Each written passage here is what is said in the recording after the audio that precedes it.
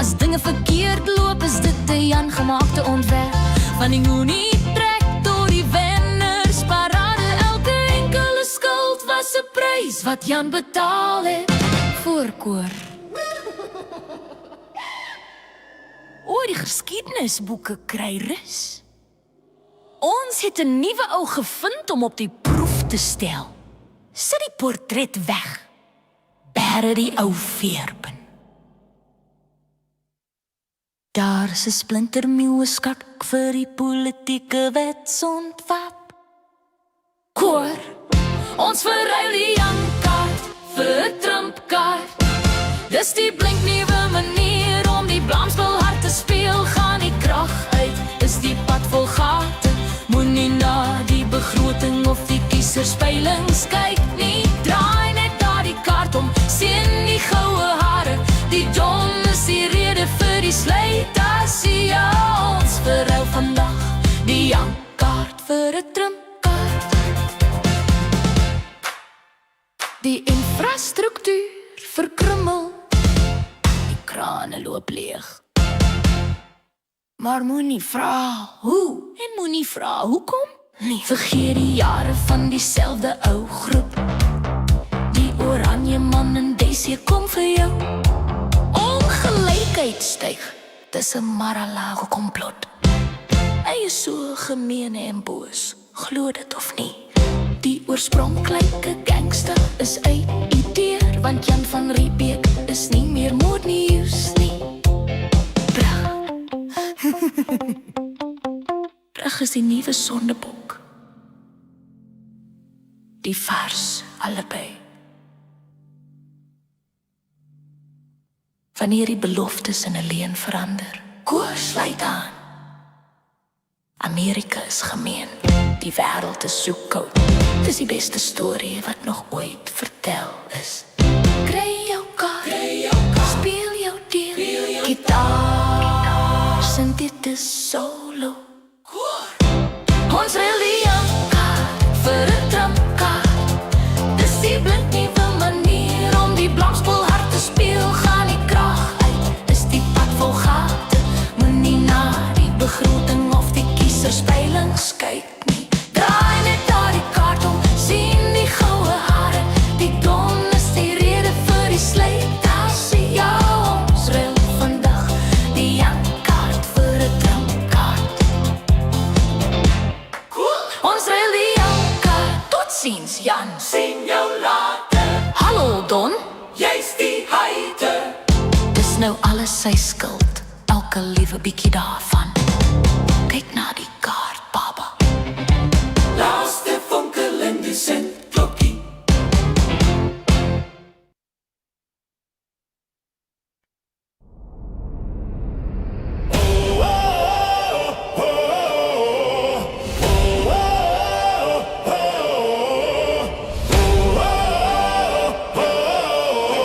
The Viceroy of Greenland.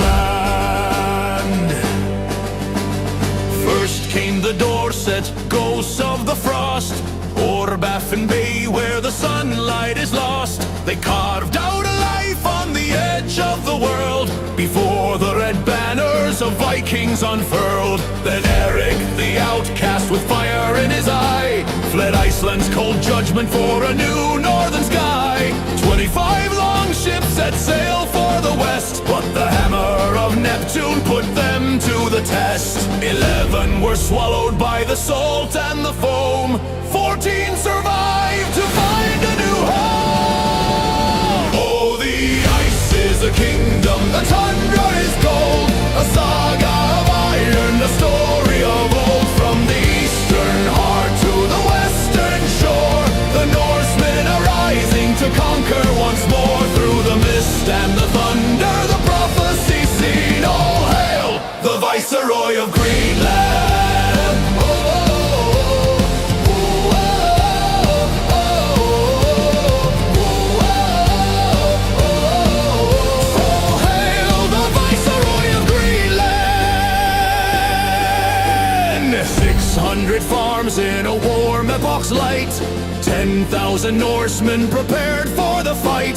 From middle to western the settlements grew, under a sky of a cold, brilliant blue. But the Thule arrived like a wave from the west. Ancestors of Inuit put to the quest. In a single great surge from the north to the south, they took the cold land from the dragon's own mouth. The Norsemen vanished, the Thule remained. Then the Danes took the coast and the Inuit chained. But when Nazis loomed and the Danes gave away, the eagles of liberty entered the fray. Stars and the stripes over glacier and peak, the giants are waking, the masters are weak. The 47th rose with a plan in his hand. He looked to the north at the great frozen land. I'll buy it with silver, the president cried. But the Danes in their towers, they laughed in their pride. He returned in his glory with a vow and a blade. By gold or by iron, the deal shall be made. Who shall I send to the fjord and the snow? Who is the hero to make the land grow? Oh, the ice is a kingdom, the tundra is gold. A saga of iron, a story of old. From the eastern heart to the western shore, the Norsemen are rising to conquer once more. Through the mist and the thunder, the prophecy seen. All hail the Viceroy of Greenland. Oh,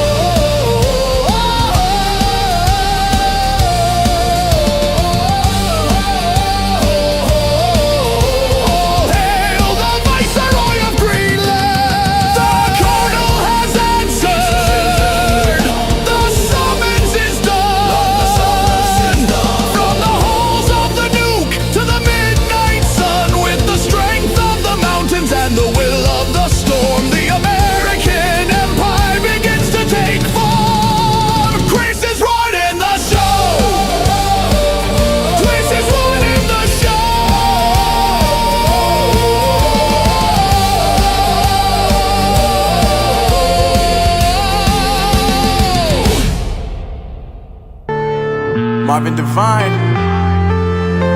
I'm saying bye to all the lies and all the times you cried, saying that I wasn't right, yet I was right by your side. You manipulator, playing games, your friends commentators, and I don't know what you say about our private conversations, but it's got them hating. Thanks to all the rumors you be claiming. It's cool, I'm done with you, so they can throw you a celebration. You gon' hate it when you see me with somebody living better. I'm trying to tell you that me just doing me gon' have you jealous.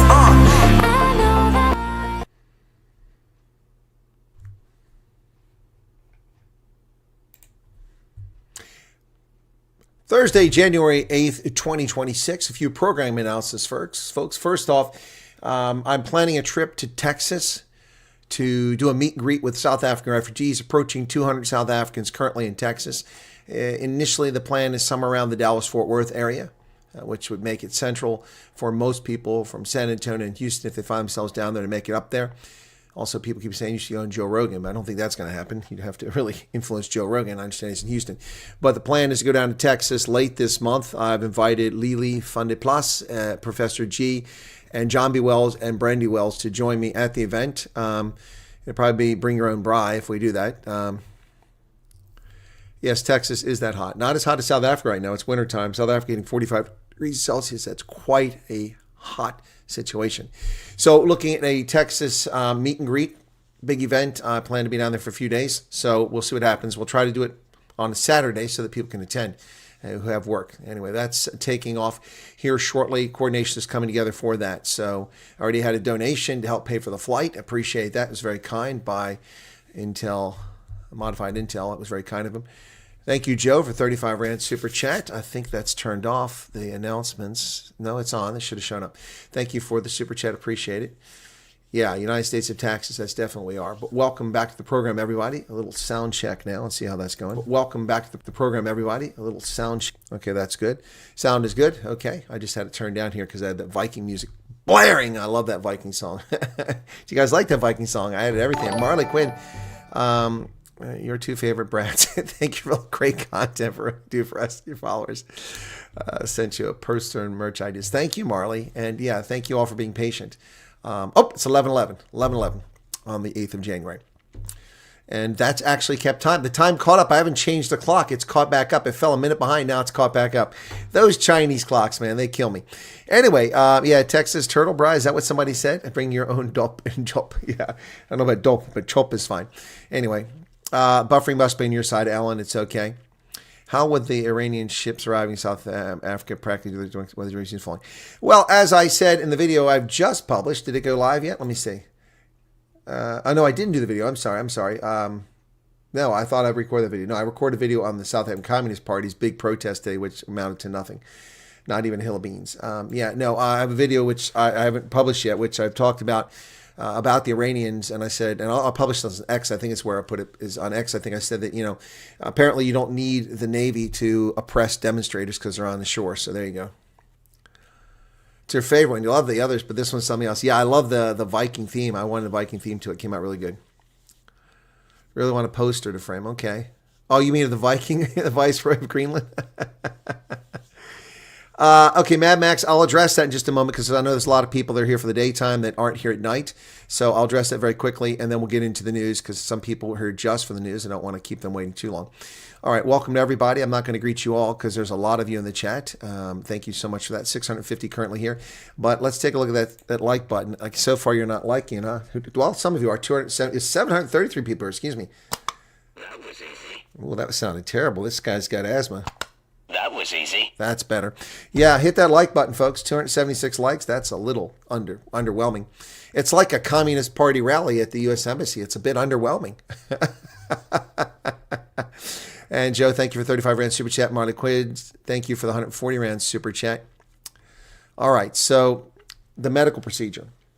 All right, first off, remember that the light came on my car, so it's been an interesting week. Over the Christmas break, the light came on my car. It said check engine light, and of course, I don't have the diagnostic equipment for that, so I was able to get into the shop. They're pretty busy. We never have enough mechanics in the country because people don't want to work hard anymore. Hint, hint for South Africans if you're a mechanic. Lots of employment here. Anyway, I got an appointment, and they took it in. The thermostat was bad. And that also explained why the car wasn't getting warm very fast, driving around in the cold. Now it's freaking, cooking me out, so I have to turn it down pretty quickly when I turn the heat on. But $681, but they did give me a 10% military discount on the labor, which took it down to $614. But still, that's 11,000. Is it 11,000? Yeah, 11,000 Rand or something like that. It was crazy. 11,500 Rand, something like that. Anyway, it's a lot of money. A lot of money. And then the medical procedure yesterday, it was a 5-minute process. And I walked in. They give you a bunch of briefings. Takes longer. You got to sign a waiver. You go sit down on the bench. You lay down. But when I lay down, it lifted up my lower back because it wasn't straight. So it was painful. So they gave me a pillow so I could lift my head back up. And it took the pressure off. The doc said, can you straighten your leg out? And I said, I can't, doc. I mean, that's part of the problem. I can't. It's not right because of the arthritis. And I said, you may have to tie it down if you need it straight. I said, I can hold it, but it's difficult and painful to hold it for a lengthy period of time. So they strapped down my right leg. He said, you'll feel a pinch. We'll put the anesthetic in. Then you shouldn't feel anything. Liar, liar.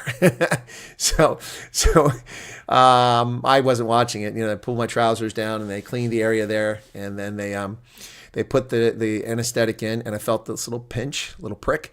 And then he put the needle in. I didn't even know he put the needle in, so that worked. But then he got into the hip joint, and when he did, they put a little bottle at the end of the needle in case the fluid comes out. Because sometimes in advanced arthritis, you may get fluid coming out of there because the body's reacting the fluid. So it came gushing out into the bottle. He's like, whoa! But he wanted to get it all. So then he starts pushing down around my hip. I'm like, ow, that hurts. That hurts. That did hurt. And then he said, wow, that's we got 5 cc's of fluid. It's like, anyway, I said, was that good or bad? He said, well, it's natural for that to happen. It doesn't always happen. But I said, what about the color? Is that good? Or, I mean, it's not infected. It doesn't look infected. So he said it should look like apple juice. It looked like apple juice. And if it was milky or cloudy or red, then that would be a problem for infections or something like that, or bone on bone grinding. So that was a good sign. That came out, and then he said, putting in the dye. I'm like, when? He said, I already did it. I didn't feel that at all. The dye went in there because he needs a contrast dye so they can see, make sure the stuff goes in. Then he puts the medicine and the steroid in there. That hurt like a mother because he had to put a bunch in there. And I was like, whoa. It was okay at first, but then as he kept squeezing that needle down, I'm like, I can feel that. I can feel that. Because the topical is on your thigh. It's the muscle. It's not inside the joint. So you can feel that going in there. Anyway, that was it. And I was up. Now, the injection doesn't begin to take effect. It takes about 2 days. 2 days before it'll start taking effect. They told me, no lifting, no twisting, no rugby, that sort of thing. But I can tell you this: the frustration with this is that I don't like these gaits where people walk like this, like ducks. I hate that. I feel, and I've always had a straight gait. I knew people had this inward gait, which is a deformity, but I've had a straight gait, and my leg has begun to splay out. This leg here, over time, because of the arthritis and the bone, pushed. So this is the way it gets the least resistance. And I don't like walking like that. Plus, it also makes me kind of hobble a little bit, and it puts pressure on my pinches a nerve in the lower part of my left side of my back. Anyway, so within 40 minutes, because I went to the bookstore to get some magazines, within 40 minutes, I noticed that I was able to start straightening out my leg. And today, I could straighten my leg. I'm in a bit of pain. He said it would be sore for a day or two, and that's true. It's minor, 2 on a scale of 10. I'm able to straighten my leg out, and I can bend over and reach my shoelace, which I couldn't do. But my bone would not engage and let me go down there. I think the fluid is what was one of the problems. The arthritis is obviously a problem, which is causing issues. But I think the fluid that was built up in there that was released really made a huge difference. So I'm already seeing massive improvement without even any effect of the cortisone or steroid or the medicine in there to treat it. So yeah, that's good news. Yeah, no, I'm not in a hurry to get a hip replacement. So we'll see how it goes. All right, so there you go. You guys asked about it. Thank you so much for your concern. And that's the situation with my hip. So when the EFF want to come and start some cuck, I'm ready. I can run again, and I can chase them down. My face is swollen on the right side. No. Maybe I'm getting fat.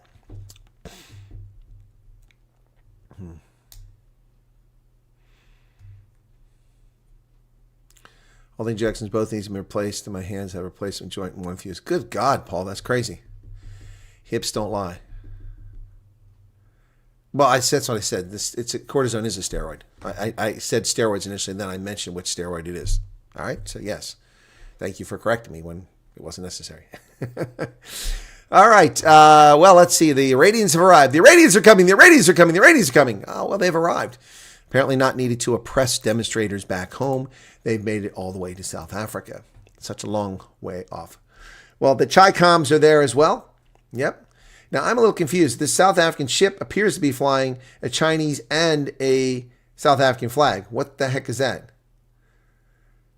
Oh, that's a Chinese destroyer, Tangshan. So the Chinese destroyer is flying 2 nations' flags. That's not even appropriate. So maybe that, I guess it's like a parade they're doing it, so I suppose it's okay. But here we go. The Iranians have arrived, and the only people covering this story seem to be News 24. And me, I guess. Maybe Morning Shot will cover it too. Warships from some members of the BRICS group of developing nations gathered in Cape Town waters for a naval exercise that places host South Africa at risk of renewed U.S. ire. Indeed it does. China will lead the Will for Peace 2026 drill because they probably have more ships than anybody else. It runs from January 9th to January 16th and will showcase the participants' collective commitment to safeguard maritime trade routes and deepen cooperation in support of peaceful maritime security. A Chinese destroyer docked in Simonstown on Wednesday, while pictures on social media this week showed a Russian frigate and supply vessel making their way down South Africa's west coast toward the harbor. Johannesburg-based Rapport newspaper last month cited an Iranian admiral as saying the Islamic Republic had dispatched a fleet. But the Iranians have arrived. They arrived today. I've got a photograph of it, and I put that on X. This won't go well for South Africa with the Iranians. The ANC is seeking urgent talks in KwaZulu-Natal after the NFP has pulled out of the coalition, collapsing the government, no doubt. ANC in KwaZulu-Natal says it plans to have a bilateral meeting with the National Freedom Party to discuss the implications of NFP's decision to withdraw from the government of provincial unity. ANC respects the fact the NFP has the right to make decisions about its allegiances. However, the ANC will seek bilateral engagement with him to discuss the party's latest alleged stance. Wow. Interesting.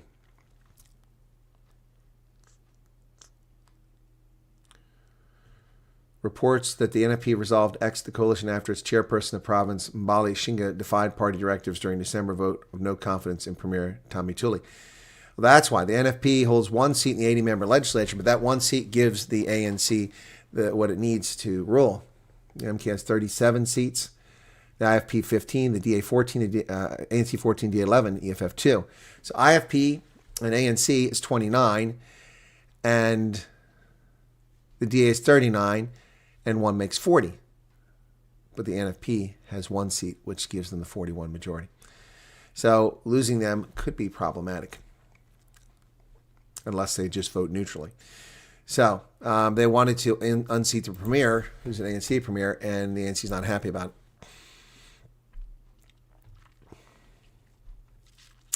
South Africa will not interfere with U.S. refugee program for white Afrikaners. Reuters, that is incorrect. It's not for white Afrikaners. This is Times Live simply regurgitating what's already been reported. I did a video on it yesterday. Ted Heston is the original author of the article that appeared in Reuters. And it's here, and we have one more report of it, just simply regurgitating. And using photographs from May 12th. This is ludicrous. How long are they going to do that? By the way, remember the whole thing about the thing in America? Remember those farmers coming from South Africa, how they're going to help our economy? 37 of them don't even work. You're on welfare. Yada, yada. Remember that? So once again, here's the photograph, and it's not edited. Let's see how many children under the age of 18 we can count there in this photograph. 1, 2, 3, 4, 5, 6, 7, 8, 9, 10. That's 10 we can see, and that's not all the children. So the 59ers, that's already down to 49. Yes, utter nonsense. Half of them were children. Yeah, so here's Daily Investor running the exact same story from Reuters. Once again, misstating the case. It's not a white refugee program, but whatever. They want to keep delude themselves. They can keep lying. All they do is just undermine their credibility every day. They make my life easy. The media in South Africa makes my life very easy because I get to spend a lot of time simply telling the truth because they refuse to. Reporting stories. By the way, which media outlet in South Africa has done any report on the Stolze family and the fact that they have a safe harbor passport holder, they have a child with autism, they have black children, they were not dirt poor, toothless, unemployed oaks who couldn't find anything. In fact, they're a very successful business that was well known throughout South Africa. And what media outlet has reported on the Stolze family? Anybody? Anybody? Daily Maverick? Rebecca Davis? No. News 24? No. IOL? No. Briefly? No. SABC? No. Every one of them are frauds. They're not news organizations. The story that I ran, if they weren't so hostile and dishonest to refugees, they could have run that story. A very heartwarming story about a wonderful family, the Stolze family. Amazing folks who went through horrific things. But they don't want to report that because then people start asking questions in South Africa. The Stolze family, I know them. That's the piano company guys. Why did they leave? Oh, I heard about what happened to them. And then that will get around what happened to them. They don't want that. It also refutes their narrative. It's for farmers. No, it's not. It's for Afrikaners. No, it's not. Afrikaners are priority. That's a fact. And for you whining Afrikaners, oh, why do black people get to go? Shut your up. Shut your mouth. Shut your mouth. You get a priority. But it doesn't mean exclusively Afrikaners. Coloreds, white English speaker. Remember that at the beginning? Oh, God, I speak English. Why can't I go? Like, calm the fuck down, you know? All right? Farmers, Afrikaners, white English speakers, coloreds, Indians, and even some black South Africans come in the program. They won't report it. They won't report it. Don't you think it's too late to apply? Do you believe the process will go a bit faster this year? Too late to apply? Why is it too late to apply? Angie, I'm asking that question. Why is it too late to apply? Why is it too late to apply? Program's open. Website's there. What do you mean too late? Don't understand. Are you going to come at me with the quota? The cap? Don't pay attention to that. Not going to happen. Ramaphosa mulls over crackdown on the unpatriotic lobbying. Really? Organizations such as AfriForum and Solidarity have been actively campaigning for the Trump administration to take punitive measures against the South African government. That is a lie, Alpha Ramoshwana. That is a lie. That is a lie. This is fake news in Eyewitness News. Is telling fake news. They're eyewitness to their fakery. They have actively been requesting that sanctions be applied to ANC leaders, not to the government or the people of South Africa. President Ramaphosa has not ruled out the possibility of the government taking action against groups lobbying the United States to act. Well, what action are they going to take? They have freedom of assembly. They have freedom of speech. They have freedom to travel abroad. They can say and do what they want. The ANC did that during the National Party when those rights didn't even exist. But the rights do exist now, enshrined in the Constitution. But once again, the lawless ANC is looking at this. They're not going to do anything to them. They're not going to do anything to him. Davi Root warns there's one way that the U.S. can still strike South Africa. Davi, I'm sorry, you're a smart guy, but there are dozens of ways the United States can hurt South Africa. This is just one of them. He's talking about going a run on the bond market, which is being propped up right now to keep the rand from collapsing. Renowned economist Davi Root says South Africa is incredibly vulnerable geopolitical alignments. The United States could use the country's bonds against it. Hang on a second. Let me turn that off. I want to write to Davi right now while I remember. Otherwise, I'll forget. It's the wrong one. I need it over here.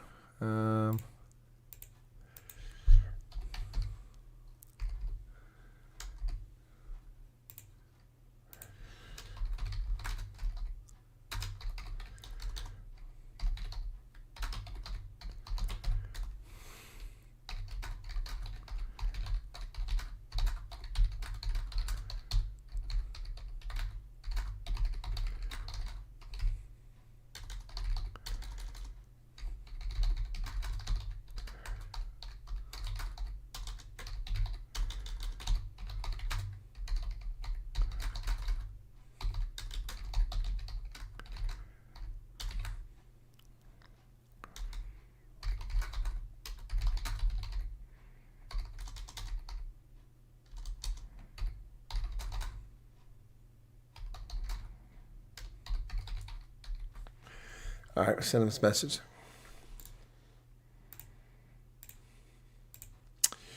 Right. Oh, it's hotter in hell in South Africa. It's 45 degrees in parts of the country. But Davi Root is saying that the bond market is one way that can hurt. He's right about that. 20% of the bonds are held by the United States and Europe, making the country particularly vulnerable to geopolitical tensions, exacerbated by the ANC-led government's historical ideology alignment against the West. Because of vulnerability and ideological mismatch, any adverse political event, something more drastic, such as sanctions against government officials, could see the bonds weaponized. Foreign investors could be forbidden from buying South African bonds. I already said that. I've told you guys that all along. In fact, I made a video. I made a list of all the things the United States could do to South Africa, and that includes barring Americans from buying South African bonds. I already told you that. So I think that's a conversation to be great between Davi and I to talk about, since I've been telling you about that for weeks, if not a few months. Yep. Factory outlook falls to a 5-year low in December. But the South African economy is brilliant. It's all going so well. We've been told it's going so well. Yes, it's going so well, except it's not. It's not going well. And more bad news continues to pour in. Propping up the rand is not an example of how the economy is doing well. Jana Marks in Business Day says weak inventories and employment numbers are main contributors to decline. South Africa's manufacturing sector ended 2025 at its weakest level in 5 years, with the ABSA Purchasing Managers Index declining by 1.5% to 40.5. That's not good. That's not good.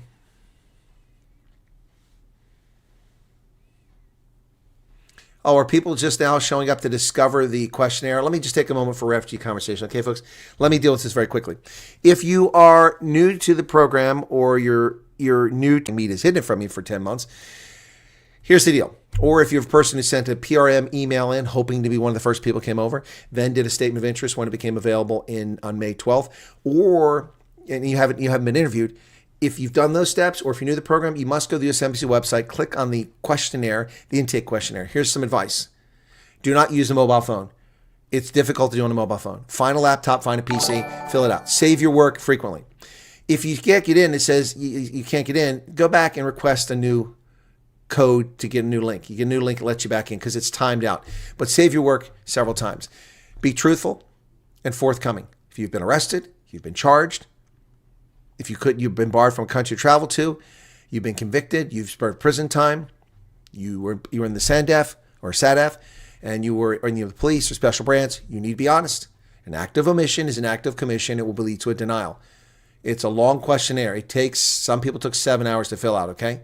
So on that line, people have asked me if the questionnaire that Hendo drafted and I edited and reviewed, and then we published back in February, that is unnecessary. You don't need that questionnaire. You're just distracting yourself.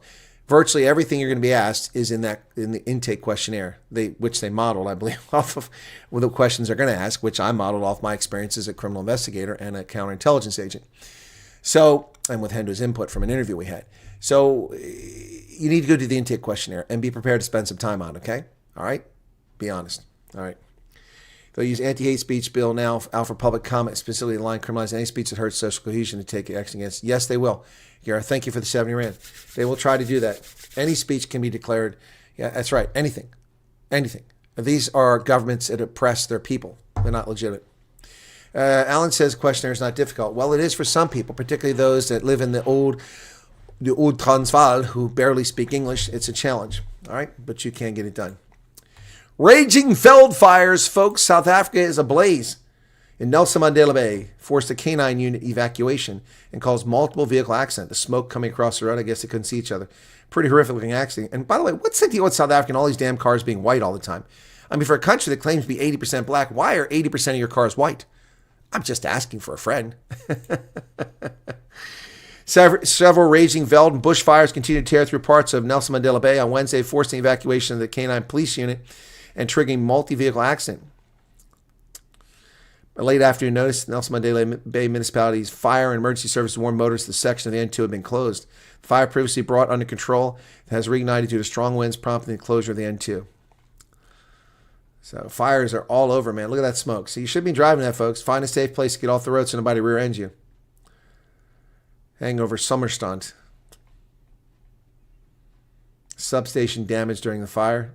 So somebody's not getting electricity. Oof. Police confirm that fires in South Den forced evacuation of the SAP's canine unit. NISA approaching day zero. Virtually no water left in its reservoirs, despite the fact there's rain all over South Africa for the past couple months. That is the Akakloof catchment dam. 13 days of water left. Every liter matters. NISA has no water. Part of the problem is too many people are moving that way. The Akakloof Dam, an off-channel dam, is currently at 20%, the equivalent of a buffer of 13 days water supply. That's crazy. Indian cars are outselling BMW, Nissan, and Mercedes-Benz. Wow. South Africa's new vehicle market experienced significant surge in sales, with the Indian brand Mahindra selling more cars than many of the European, Asian, most popular brands. That's interesting. It's a scorcher, folks. 45 degrees Celsius. Welcome to Botswana in South Africa now. You're in the Kalahari. 45 degrees. Why is it easy to sell white cars? 45 degrees Celsius and higher. Welcome to the Kalahari, South Africa. My goodness. There's a scene of Cape Town with Table Mountain and Lion's Head off to the right, Signal Hill. Ograbi's Falls recorded the highest temperature of 45.7 in the Northern Cape. Last year, the eighth hottest day was on record for South Africa. Of course, records only go back 120 years, so you take that for what it's worth. Wow. The ANC was not built for comfort, says the ANC, reflecting on losses, commitments to renewal, and unity ahead of local government elections. They are just whistling past the cemetery. Yep, everything I put in the question, they'll ask you in the pre-screen. Don't lie. They know everything. If you forgot, just say you don't know or you don't recall. I think a red car makes you more visible on the road, but that's just me. But they also get pulled over by cops a lot. What Vidicon channel? We'll go to the playlist for refugees. Go through the very beginning of it. Look at all videos. Go all the way back, and that talks about medical at the beginning. If you want to wait until after the news, you can ask a question about the medical, and I'll answer it as best I can. Okay. Stanford residents also, this is in the garden route down there, warned to prepare for any eventuality as wildfires rage. Landowners around Stanford and the Western Cape have warned to prepare for any eventuality and ready to be evacuated. Second day, burning out of control in dense vegetation. Helicopter was on its way from Stellenbosch to give aerial support to the fire in Stanford, but that's not a 5-minute flight. It takes a little bit longer. Takes a little bit longer. Another fire in the Pearly Beach area, which has been raging for 5 days. Jeez. Fire made a 360-degree turn and was actively burning back from Bardkiers der Bos towards Dunfontein Game Reserve. Also turned back towards Seaside. It's not looking good here, folks. South Africa deal with a lot of fires. Cougar residents. Cougar residents in fire-ravaged areas urged to evacuate immediately. Gee, many crickets. Cougar municipality authorities have issued an urgent evacuation order after raging and uncontrolled fires, urging residents to leave affected areas. There's a poultry farm in the vicinity of the Swatbush area. The municipality said the fire was raging on both sides of the roads and urged people to evacuate the area immediately. Other areas affected include Oyster Bay Road and Cromer River and Riverside. Man, oh man. Well, is Bill Meyer, you've obviously turned into the program late. I covered that 20 minutes ago on the Iranian ships. The re-elected president dictator who changed the constitution so that he didn't have to leave office, President Touadéra, says that Vladimir Putin is a great leader and he's invited him to Bangui. A great leader. Okay. Newly re-elected president of the Central African Republic, Faustin Archange Touadéra, has invited Russian President Vladimir Putin to visit his country, saying he is a great leader. Not. Thank you, Average Joe, yo hundreds, for subscribing. Bobby Wine in Uganda says he'll do all he can to revise Uganda's oil packs if elected. Of course, Uganda's had oil known for almost 20 years and not exploited. Still not getting the oil out. Bobby Wine, the main opposition candidate in Uganda's presidential election, next week said he would review the country's agreements with international oil firms if he won power and revise any deal that did not favor Ugandans. They all favor Uganda. That's why they're not exploiting the oil, because they're not making any money off of it. Uganda's oil reserves estimated 6.65 billion barrels, discovered 20 years ago, but production has been repeatedly delayed by disagreements between international firms and the government. Yep. That's right, because Museveni's not in a hurry. He's got plenty of money he's been stealing. He's plenty wealthy. He didn't care about Ugandans. Don't care about Ugandans. Israel's top diplomat visited Somaliland. Ooh. AU calls emergency session. Israel's Foreign Minister Gideon Sa'ar arrived in Somaliland for the first high-level. Thank you for becoming a member there, Francois. Bye-bye, donkey. Somalia condemned the visit as an illegal incursion into its territory, except it's not your territory. Go try to send your militants to face the Somaliland army. They'll kick your ass. They'll kick your ass. Nigeria's former justice minister has been granted bail in a $6 million corruption case. Nigerian court granted bail to the country's former Attorney General Abubakar Malami, along with his wife and son, who are facing money laundering charges. Malami, 58, was one of the most influential figures in the administration of former President Muhammadu Buhari's between 2015 and 2023. Now it's time, folks, to show a few of the videos from today's lovely march that took place. You ready for that? These are courtesy of Willem Petzer. I've contacted Willem. He gave me permission to use these videos. So I don't mean to embarrass this young lady, but this just shows you how this rent-a-crowd stuff, these people don't even know what they're doing there. This young lady has no idea why she's there. You'll hear in this video, and again, it's not meant to embarrass her. It just shows you that when someone offers you a KFC Streetwise 3-piece, a T-shirt, and a ride to the embassy, you should probably know a little bit more than that. So Willem Petzer's team recorded this young lady outside the American Embassy in Hatfield today protesting, along with a couple dozen other people. So here she is. Hang on a second. I got to reset this. Okay. And then I'm going to show you Petzer talks for a few minutes, and you get an update on what actually happened out there today. Since we have 1,000 people, I suspect many people are here for that. So here you go. What video is brilliant, Alan? What video is brilliant?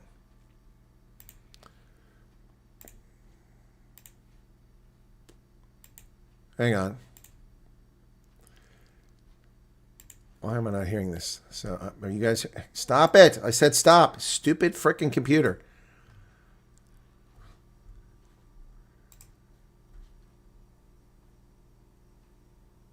I'm not hearing it. Okay, sorry, guys. All right, well, let's see if that continues to be a problem. All right, I've got her. I'll go to his X page and play it from there if I have to, but the sound didn't come out. Okay, let me go there. I'm sorry about that. That was not intended to trick you. It was not my intent. So I need to go to Willem Petzer. There we go, Willem Petzer. We follow each other. So let me get her. He gave me permission to play it, so here we go.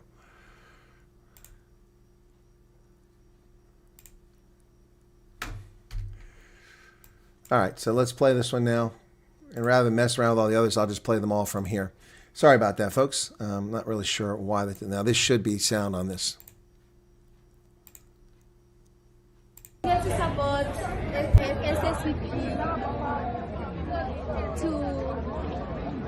to fight together.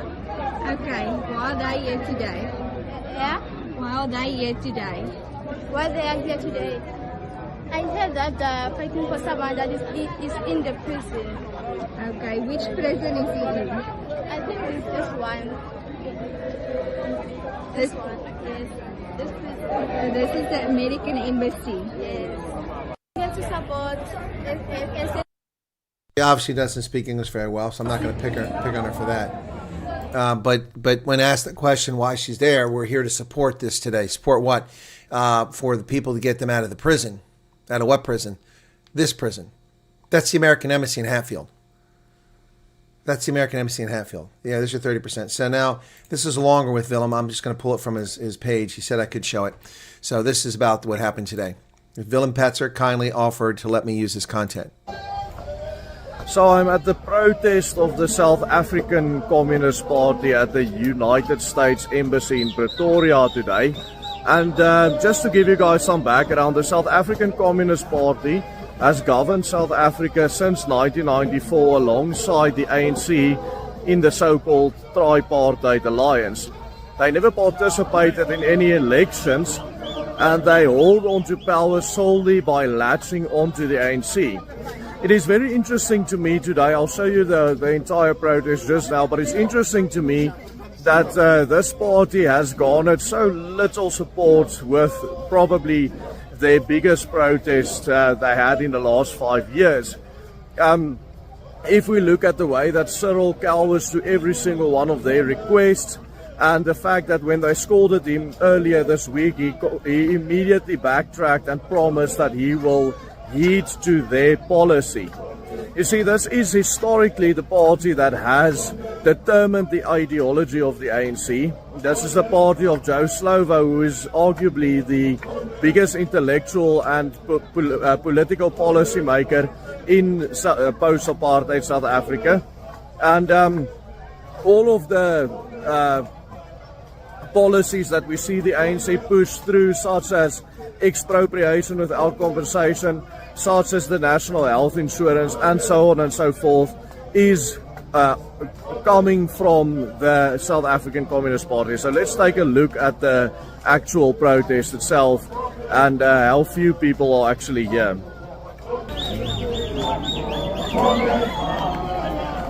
As you can see, I'm walking around the entire protest now from the back.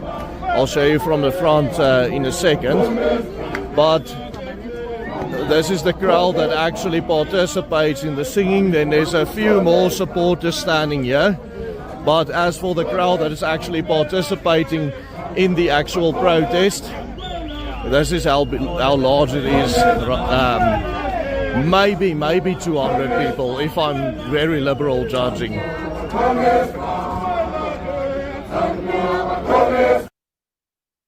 So that's Willem Petzer. He published that earlier. Thank you, Willem, for that. You can find him on Twitter and, of course, on YouTube.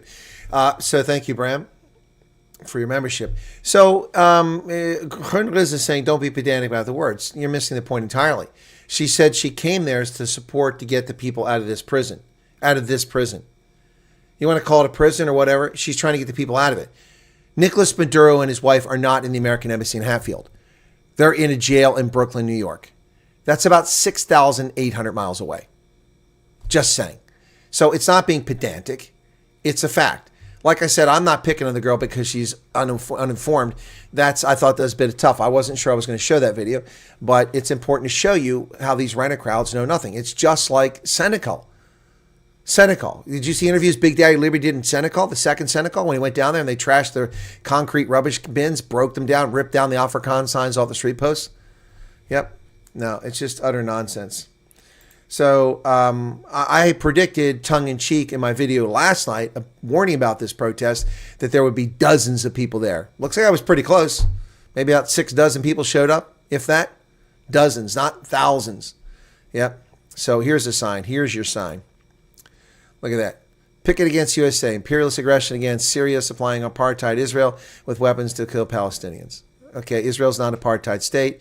That's the 20% crowd there, not even 30% crowd.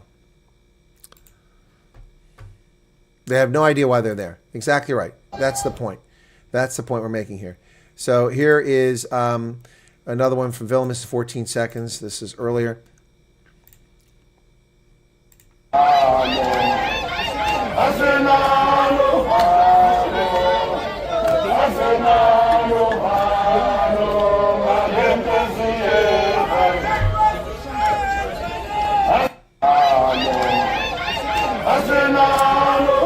It's a couple dozen people there. Anyway, yeah, I don't pick on the young lady for the sign. I mean, signs, you know, come on. I mean, you know, you go to things are happening, you drop the sign, you pick it back up. That's not pick on her for that. And also, I'll allow that English is not her first language since she's misspeaking. But she clearly doesn't know why she's there. That's the point. She's talking about freeing the people from the prison. What prison? This prison right here. That's a prison? No, it's the American Embassy. It's only been there since 1997. It was finished construction 96 or 97. She wasn't even born then. Almost more me than protest, yes. So, yep. That's the point of that. So, again, you hear me. I'm not picking on the young lady. I'm just saying. And Willem says he's got more footage. He hasn't posted yet. He's having a busy day here. So, I'm just looking for more. Yeah. Oh, here's another. This lady got her poster correct. So, he's just posted another one 41 minutes ago, which I missed. Let's get this one. This is about a minute long. Let's see what this lady has to say. She's got her poster up correctly. I just come. I don't know what's happening yet.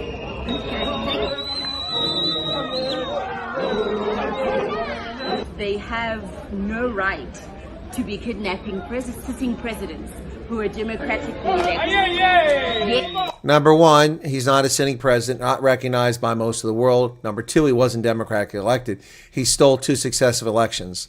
So she's wrong.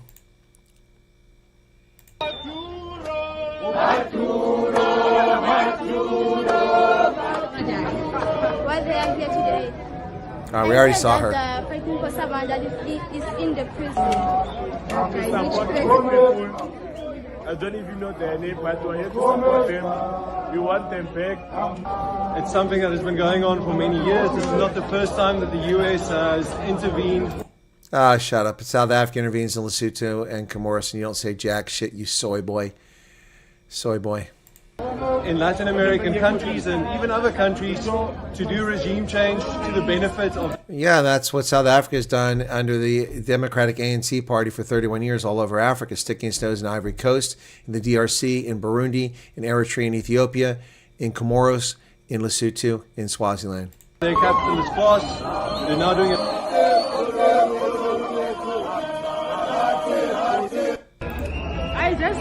I just come. I don't know what this is about. And that explains most of them. The soy boy, he's entertaining. Yep.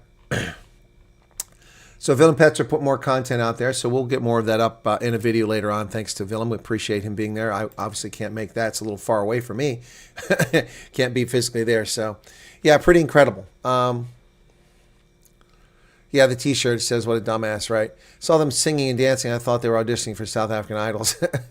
Embarrassing with limited knowledge shows why the country is such decline. Absolutely right. Yes, Garrett, uninformed, but I'm being very generous. Yep.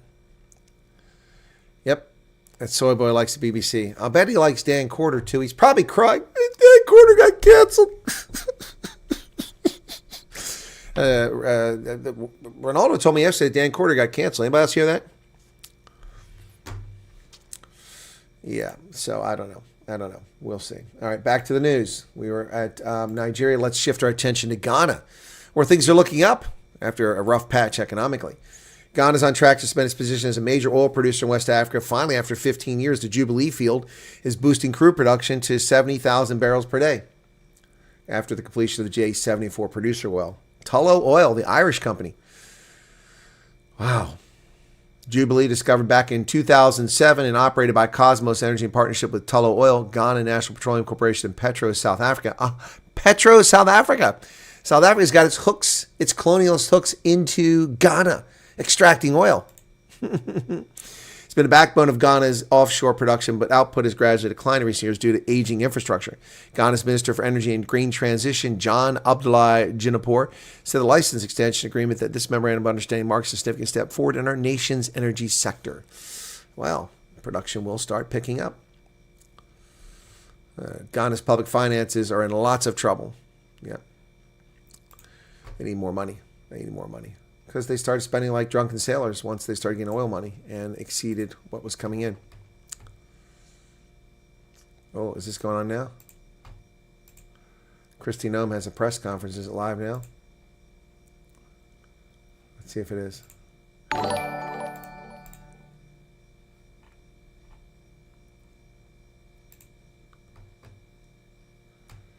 Come on, it's not working here.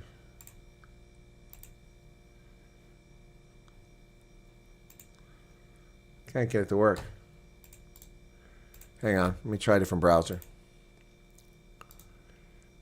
Here in New York City, but also for the rest of our country. With that, we'll open it up to any questions that you may have. Of the 54 people, how many had pending charges or criminal convictions? And I'm wondering, ICE's own data in New York City shows Oh, that CNN won't let me show it. Sorry. January and October, Those bastards. 70% of the arrests that ICE did in New York City had no criminal convictions or pending charges. Should New Yorkers expect that trend to change? That's higher than the nationwide average. If you look across the nationwide average, we have 70% of the individuals that we've arrested and detained have criminal convictions or charges against them, either in this country or we're continuing to do our work to bring those criminal illegal aliens to justice. And ICE will continue to get up every day and do what they can to protect New York City. I can have Frank or Ken speak to if you know how many criminal convictions of the 54 had previous to this arrest that they had. I don't know if you have those data points with you. Numbers, we can get those for you, though. Exactly. The vast majority of them, though, have criminal charges against them or convictions against them as well. Yes. Where were the 54 people from? Were they all part of the Trinitarios? And what's their immigration status? Again, loosely affiliated to the Trinitarios. Want to make that clear. Through connections connections that we made. Can't show it. No one else has it live. Understanding who they were, where they were operating out of, and contacts that they had on their phone. That's why I say don't use your phone for the intake questionnaire. Difficult to use the phone just to type in chat, let alone trying to the question. Saw a sign, opened my eyes. I saw the sign. I saw the sign.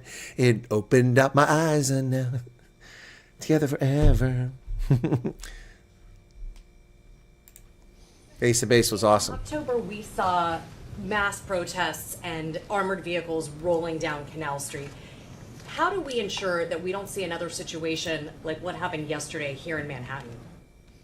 What I would encourage everyone to do, and especially your elected officials, is to bring everybody together to talk about partnerships and start working with ICE and start working with CBP as we bring criminals to justice. And many times your policies and the rhetoric coming out of elected officials has divided people and pitted them against each other. Our job every day, and what President Trump promised to do, was to protect every single American, no matter where they lived in this country, that he was going to make sure that we weren't going to have more victims in this country. And we are going to continue to do that each and every day. And I'd encourage the leaders in this city and your governor and in other cities and states across this country to work with us rather than opposing us so that we can continue to make our streets safer. Yes, I'm waiting for 30-second commercial. Yeah. This is not the only example, the one that you bring up today, of officers being attacked by alleged gang members in New York City. We also had... And now another commercial, 2 minutes long. Unbelievable. With these examples, has Mamdani... I can't get past a minute commercial. 2 minutes commercials on Fox News. Getting criminal gang members off the streets because we know... Yeah, it was Ryan Reynolds. It was an advert. But when it comes to criminal... I have to wait through 55-second ad. You know, we're hoping the mayor will work with us to get these criminal elements and especially gang members and terrorist organizations out of New York City. I know he and the president had a productive conversation. You know, our communication at the Department of Homeland Security has not been productive with the mayor's office or with NYPD. Look up my email in the account. To continue those conversations so we can work together. 45 seconds. Director Russo spoke about how this operation happened discreetly under the cover of darkness, and that's how it should be, which is in contrast to what happened in Minneapolis yesterday. You said what do you mean in contrast to that what was happened? It's not very much because of I have another freaking ad, 26 seconds. That's 3 ads now. If you remember, unbelievable, and I can't skip them. What happened was our officers were out trying to get a car stuck out of the snow when they were surrounded and assaulted and blocked in by protesters Yep. that were inciting. The officer was following his training. He I'm did follow his wondering, training does because of an firing 2 individual shots that was point blank into a driver's window. Is that part of the training? How is that self-defense? He needs to shut This up. is an experienced officer who followed his Okay, training. 3 ads and I still we will can't get to the continue Fox let News the thing. It's bullshit. investigation unfold into the individual and continue I- to follow the here she is, procedures finally. and policies that happen in these use of force cases. But let's remember the events that surrounded what happened yesterday. Our officers all day had harassed them, had blocked them in. They were impeding our law enforcement operations, which is against the law. And when they demanded and commanded her to get out of her vehicle several times, she did not. So we'll continue to allow this process to unfold and recognize that these law enforcement officers every single day put their lives on the line. They go out and do their jobs. They go out and... Terrorist, though, without an This was an act of domestic terrorism, there which had is been no perpetuating... investigation into who she was or- Shut up, you're not a reporter. And yet now you're saying These you can't policies speak and about the procedures incident that because of follow a use of force situation like this are continuing to be put in place. So this is standard operating procedure after every use of force situation, is that we follow these procedures and protocols. This situation is no different. Back there. Nope, this young lady right beside you. I'll come to you next. Thank you so much. Should we expect a surge of agents in New York City, and if so, when? I would say that President Trump and his administration are focused on protecting people. So we will never telegraph exactly the numbers and operations that we have and where we will be focused on. But I think that when you see violent criminals that are taking advantage of American citizens and putting their lives in jeopardy, our law enforcement officers at DHS will always show up. Yes. I'll come back. I'll come back. Go ahead. The officer involved in the shooting yesterday, has he been suspended or is he still in the field? The officer went to the hospital. He was hit by the vehicle. Went to hospital and received treatment, was released, and is spending time with his family now. Yes, sir? Yes. In Minneapolis yesterday, you said the surge there would continue. While you didn't directly say whether we can expect an ICE surge for civil deportation enforcement, can you explain what a surge is in I won't. practice? I won't describe in detail our law enforcement operations that we have. It's just puts our officers' lives in jeopardy, but they will be there enforcing Correct. the laws of this country and upholding the public safety needs that have to happen when it comes to enforcing federal law. Yep. Homeland Security investigations. You know, we've got thousands of officers there, and I'm not opposed to sending more if necessary. Send more. Secretary, can you talk a little bit about the experience of the officer and some of his background? How much training did he have? Oh my What God. types of situations did he have, even if he's from the region? Yeah, And you I'm not going mentioned to a get little bit of- specific to this officer, but he's an experienced officer that has served a number of years, and we recognize that he acted according to his training, and we have expected all the policies and procedures of review will be exactly that he acted appropriately to protect his life and the life of his colleagues and Good fellow law Lord. enforcement officers Look that it were up. there and people that were surrounding. Yes. I'd like to get your reaction on some of the rhetoric here in New York City. Mayor Zohran Mamdani responded to the shooting yesterday, saying that this is only the latest horror in a year full of cruelty. He called it an Mamdani's a attack slime on ball. us all, and that New York stands with immigrants today and every day. They're not immigrants. Council members last night at the protest called this fascism. The New York City's public advocate, Jumaane Williams, said that your administration is, quote, doing the devil's work, and he asked New York City to stand up and show up, quote, it's going to be difficult and there are going to be casualties. And the last comment that was made last night at the protest was from New York State Representative Alex Boros, also a Democrat. Quote, not only was the ICE agent's hand on the gun, but Secretary Noem's hand was on the gun. President Trump's hand was on the gun. This isn't What's your reporting. This is response to bullshit. your Shut your Democrat cake hole. Those particular comments and the protesters that are outside. I would say those comments are why we're standing where we are today.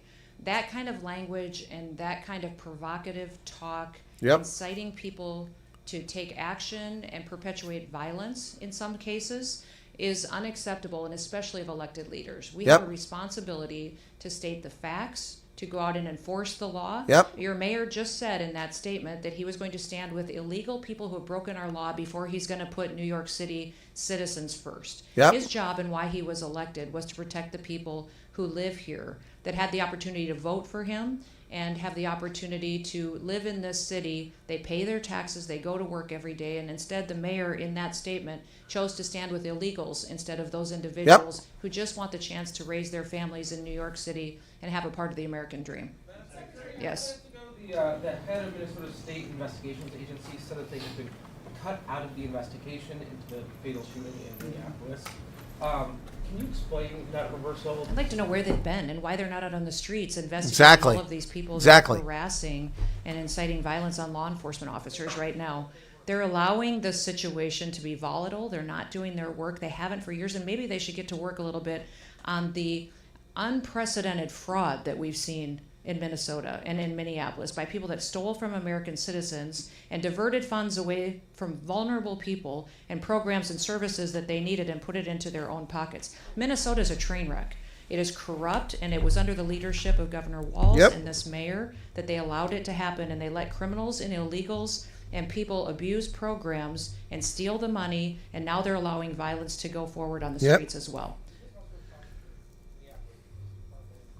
County sheriffs, the federal authorities at this point, they don't want. I won't put a blanket statement out like those other individuals will. What I would say is I welcome them to come and help us. Come help us make sure that the streets are safe, that laws are enforced, and that we can do the right thing to make sure that American citizens come first.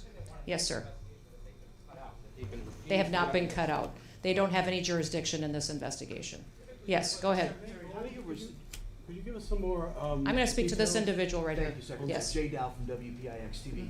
How do you respond to Americans who have been listening to your comments that this was an act of domestic terrorism, that the officer was hit by a Anytime you vehicle, and take say that something- it is in direct contradiction to what they are seeing and watching in the multiple angles that have been released? These are not reporters. Listen to this. He's an activist. This vehicle was used to hit this officer. It was used as a weapon, and the officer feels as though his life was in jeopardy. It was used to perpetuate a violent act that this officer took action to protect himself and to protect his fellow law enforcement officers. So we'll let this continue to go forward and follow the same policies and procedures that every use of force situation does. But we've had almost over 100 times that these vehicles have been used to ram law enforcement officers and to do damage and to harm them. When you take an action and use a weapon to harm someone and to incite violence against them and try to cause them injury or death, then it needs to be labeled exactly what it was. Domestic terrorism. Actions of that vehicle and the driver? I would say that when these individuals use their vehicles to try to ram our law enforcement and put their lives in jeopardy, that law enforcement officer has to make a decision to protect his life and the individuals around him as well. Yes. What did you make of Tom Homan's comments yesterday that we should wait for an investigation before determining, as you have, that in this incident it was self-defense and that he felt that his life was in danger? You know, I didn't see those comments, but from what I understand, he also put out a statement later as well. So I'll let Tom speak to that, but all of us are on the same page in the fact that this law enforcement officer followed his training and that he defended and acted in You're correct, defense observer. of his life and those around him. Less than 1.2 seconds to react. Two quick questions. First, you said these protesters have been following the ICE agents. Do you have a little bit more of a timeline? And could you That's a share good some question. of those other initial encounters prior to the fatal shooting? And then secondly, can you speak to the closure of the ICE office at Rikers by Mayor Mamdani?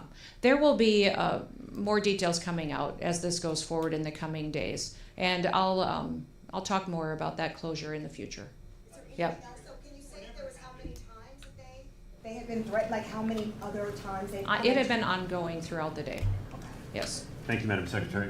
Whatever happened in Minneapolis, a mother of 3 is dead, an American citizen. Do you have a message for her family today? Yes, absolutely, and I reiterated this yesterday when I had my press conference in Minneapolis. I asked everybody not to just pray for the officer, but also pray for the deceased family and her loved ones as well. It was a tragic situation that I hope we never see happen again. That's why I'm encouraging all elected leaders to work together so that we can be cooperative in getting dangerous criminals off of our streets. Yep. You go in with a lot of publicity about these operations. Do you feel like that needs to be revisited so that No. maybe you go in a little more covertly, or do you need to change the approach at all? Then they'll claim I would they're say that sneaking we have around. all different kinds of law enforcement Yep. operations ongoing with the department at all times. We don't telegraph what they are, the details or specifics, or where we're going to be operating.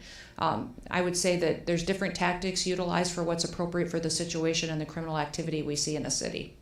Last question? Do you know the details of Renee Good's harassment of ICE officers early in the day? Were any of those details shared with you? Because apparently it wasn't just that one incident, it was earlier in the day as well. Yes, it was, and that will be a part of some of the details that we will be sharing in the future.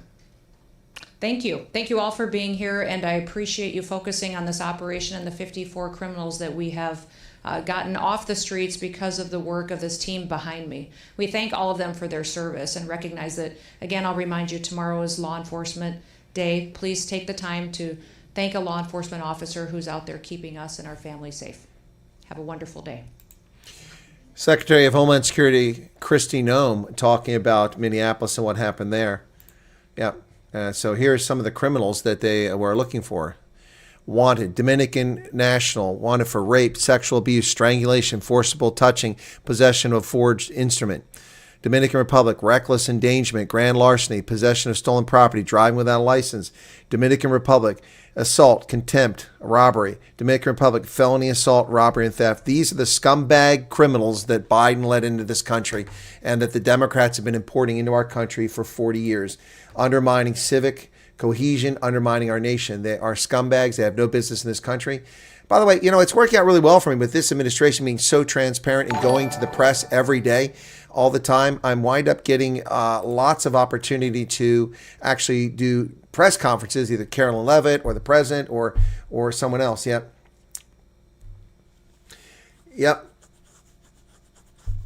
So, yeah, they've shut down the internet. Thank you. I've got that. I'm going to get to it in a second here. Just got to get back. I had a lot of news I had to get through today, and we've still got plenty to go here before we lose everybody. So we've gotten through the South African news. We're working our way across Africa. Yep. Okay, this is where we were when the press conference came up. I clicked on that, so CNN told me about that, but then CNN wouldn't let me watch it. Thank you for the super chat, Mad Max. This company wants to make hydrogen for one of Africa's most common fuels. Hydrogen. No, not really. LPG. In much of Africa, limited and unreliable grid means many are dependent on diesel generators for power. That eats $20 billion a year in diesel, especially in South Africa. As well as releasing carbon dioxide contributes to global warming, they emit tiny particles that reduce air quality and cause respiratory problems and cardiovascular disease and even cancer.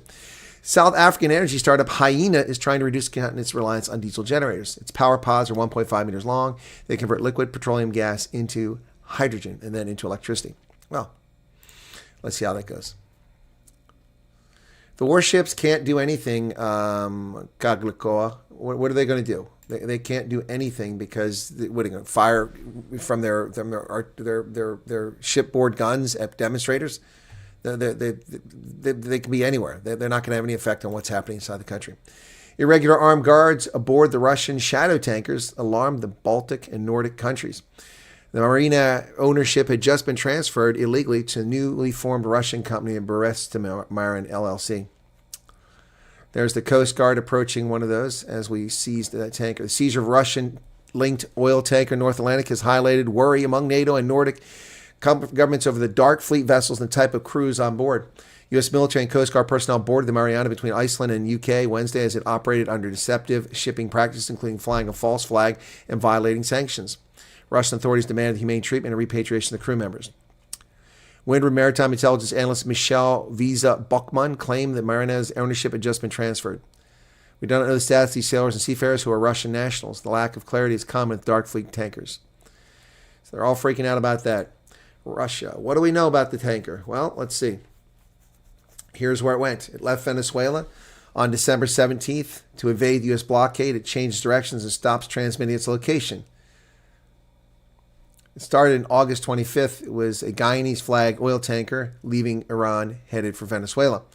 On the 17th, it changed that stuff. On the 1st of January, the tanker reappeared, sailing under a Russian flag. Suddenly, in the middle of the Atlantic, it becomes a Russian flag ship without having any tracking date on it until then, after leaving Venezuela. And it was captured southeast of Iceland. They painted a Russian flag on the side of the ship. That doesn't mean anything. So it's been seized. Russia wants them released.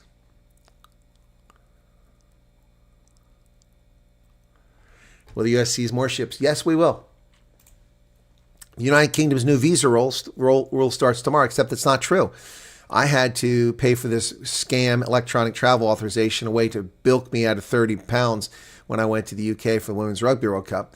It's a scam, and it's what Australia and New Zealand have been doing to Americans for decades, scamming us out of our money. But they're doing it to many countries. The U.S. again has seized 2 Shadow Fleet tankers, one in the Caribbean and that one there up near Iceland.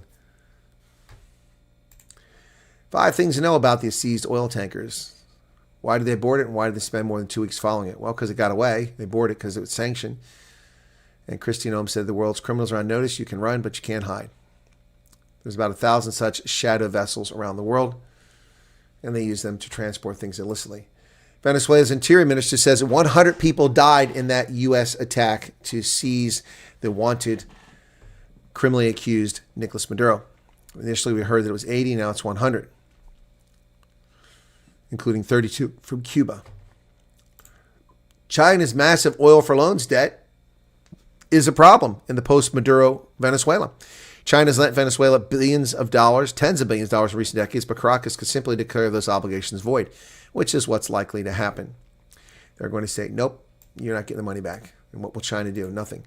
Marco Rubio will meet with Denmark's leaders next week and says no retreat on Trump's Greenland goal. Secretary of State Marco Rubio told reporters Trump retained the option to address his objective by military means. He said, still, as a diplomat, which is what I am now, and what we work on, we always prefer to sell it in different ways. That included in Venezuela. He said when asked about was the U.S. willing to potentially endanger U.S.-NATO alliance with a forcible takeover of Greenland. The White House claims maximum leverage over Venezuela. Yeah, we've got maximum leverage according to Carolyn Leavitt, saying the Trump administration, led by Secretary Rubio and Vice President, the President's entire national security team is in close correspondence with the interim authorities. Notice they call them interim authorities. So Delcy Rodriguez, don't get comfortable. You're just interim. We are not for sale. Greenlanders express fear and indignation as Trump eyes territory. Ms. Chemnitz looks like some kind of mix between Inuit and European. The people of Greenland do not want to become American, Mia Chemnitz tells BBC. We are not for sale. 32-year-old business owner of Greenland, the capital of Nuuk, reflects the sentiments of many who spoke to BBC about how they felt about recent rhetoric. The White House has said it was actively discussing an offer to buy the territory. There's a Tarpaknak Kopek, says another person of mixed race. Greenland is the world's most sparsely populated territory. Yep. Alakax Piri, 42-year-old Inuit hunter. Christian Kelson said the people of Greenland are getting really irritated with this. So what? We're getting really irritated with the fact that we didn't buy it in the end of the Second World War. We saved you from the Nazis, and this is how you treat us. We saved you from the Nazis. Buy Greenland, take it. An old pact already gives Trump the ability to do what he wants to do. People have not recognized that we have a World War II agreement that lets us simply do what we want to do in Greenland, but we're not doing it. Analysts say the Cold War agreement allows the president to increase military presence at will. Now, this is unfortunate. We left this mess behind. That's a remnants of American Air Base called Bluey East 2, built during World War II, and we left this mess behind. That should not have happened. The U.S. needs to go up there and clean up its mess. President Trump has ridiculed Denmark's dog sled teams in Greenland. He's cited mysterious Chinese and Russian ships prowling off the coast. He seems increasingly fixed on the idea the United States should take over this gigantic icebound island, with one official saying the president wants to buy it and another suggesting the United States could simply take it. We need Greenland from the standpoint of national security. But the question is, does the United States even need to buy Greenland or do something more drastic?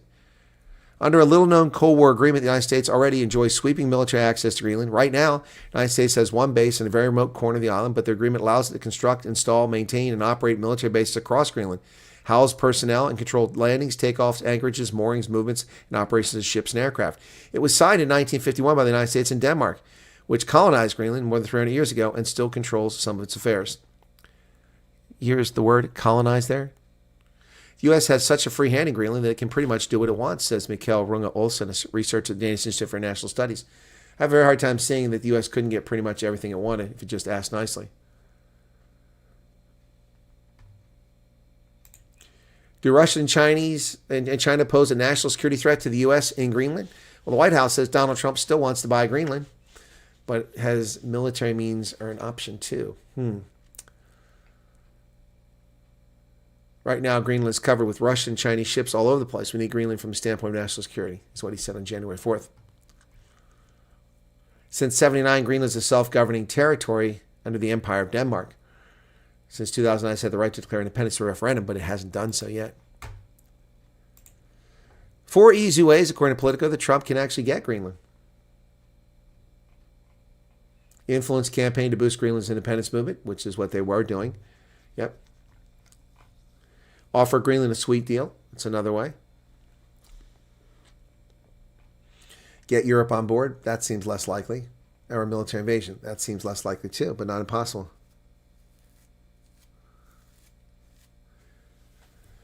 Washington has 500 military personnel, including local contractors on the ground, and its space base is just under 10 consulate staff in Nuuk, alongside roughly 100 National Guard troops from New York who are usually deployed seasonally in the Arctic summer to support research missions. Venezuela commits to buying American goods. Trump signs another deal. Look at this. Another deal. Purchase will include American agricultural products, medicines, medical devices, equipment to upgrade Venezuela's energy infrastructure. The Trumpster, all he does is win, win, win.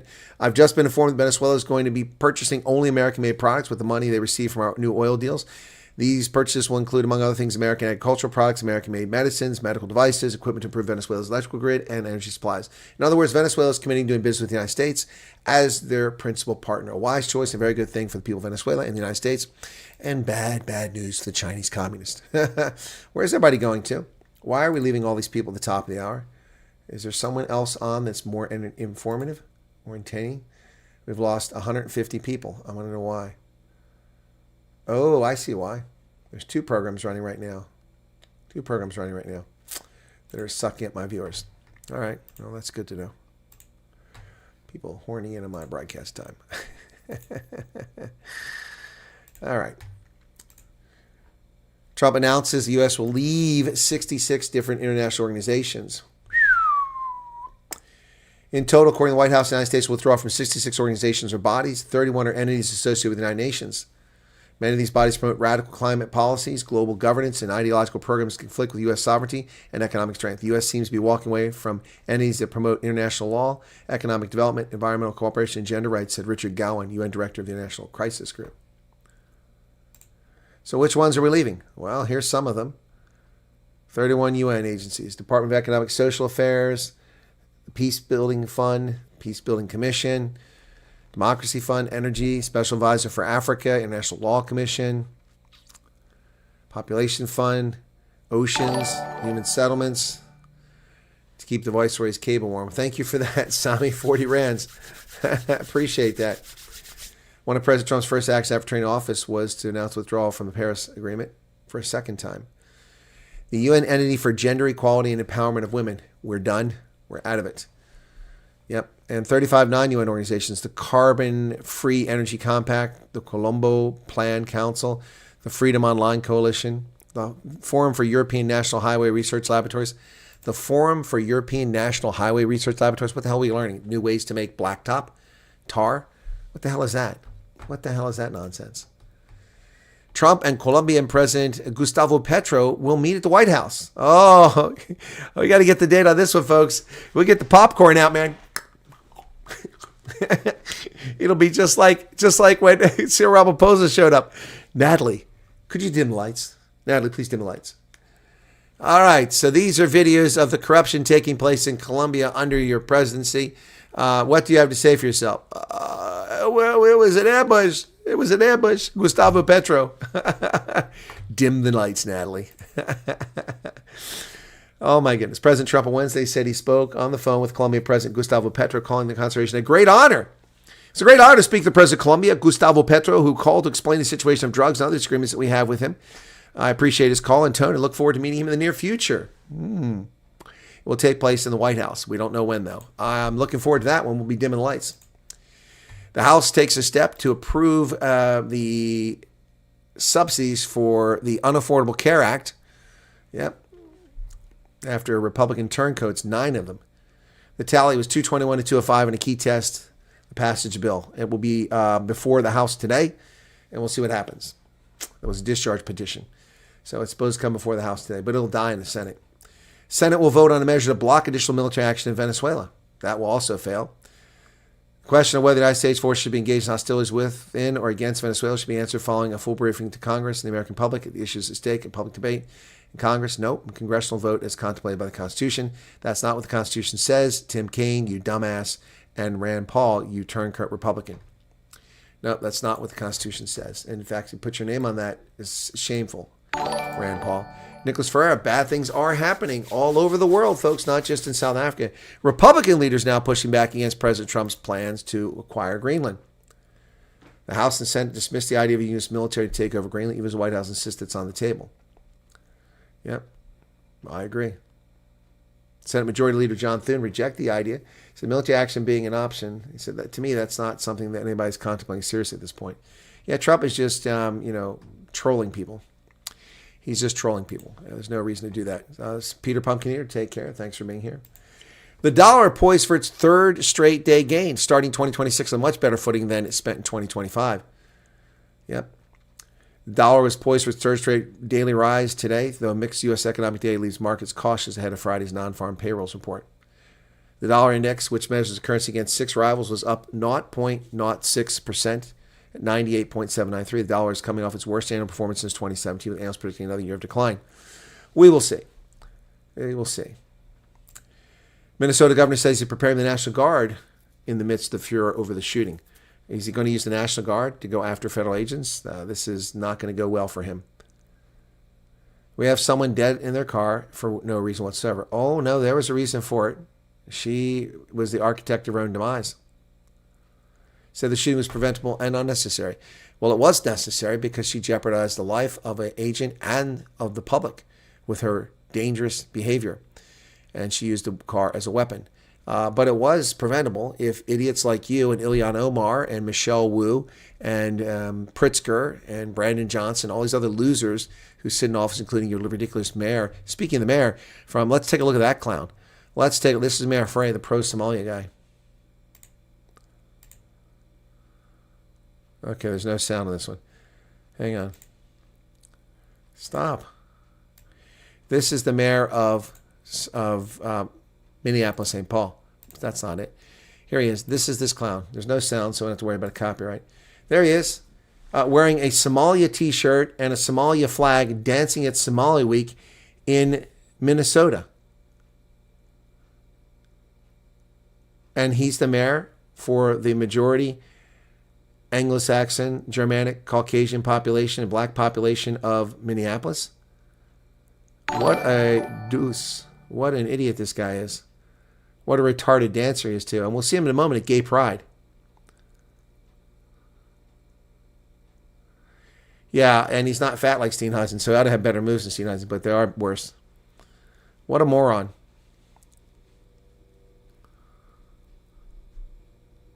There he is at Gay Pride.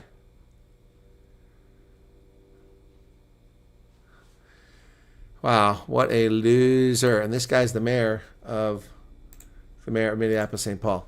That's insane. Absolutely insane, folks. Some gift memberships. Who gave the gift memberships? Jean Papi John. Thank you for that.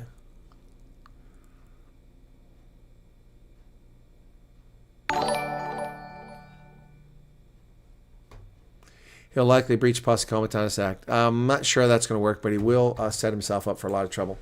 Mayor Jacob Fry, that's the aforementioned moron I just showed you, dancing at Gay Pride and hanging out. Okay, I've got to turn that off because that's too distracting. Too distracting. All right, the aforementioned idiot mayor of Minneapolis, St. Paul, tells ICE to F off. Yeah, that's a pretty potty mouth on that gay dancing fellow there. Mayor Jacob Fry tells ICE to get the F out of Minneapolis, rejects the Department of Homeland Security self-defense statement. Look at this crazed, lunatical sign language person, too, drawing all the attention with the ridiculous faces she makes. Department of Homeland Security said authorities were conducting an operation when rioters began blocking ICE vehicles. The driver, one vehicle allegedly attempted to weaponize her car, which she did. There's no allegedly. We saw it. Yeah.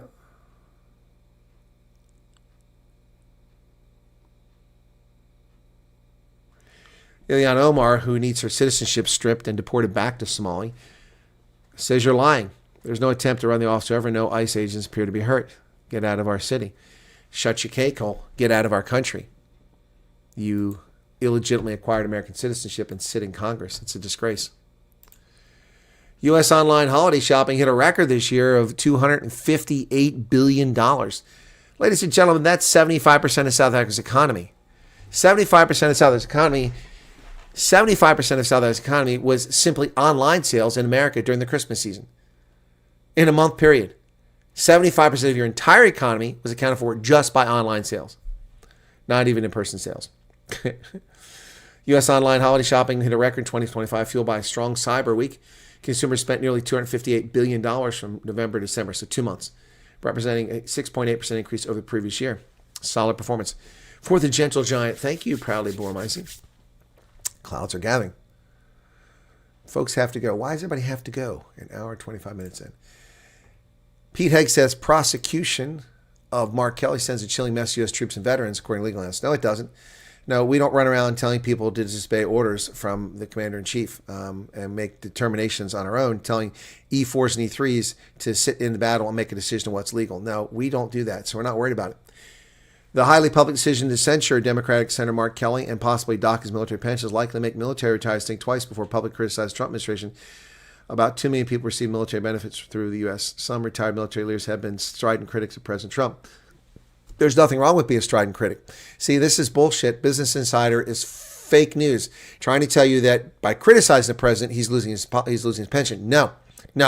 He violated the Uniform Code of Military Justice. That's what he did, and he's still subject to it. So Captain Kelly may find himself reduced to Commander Kelly. Yep.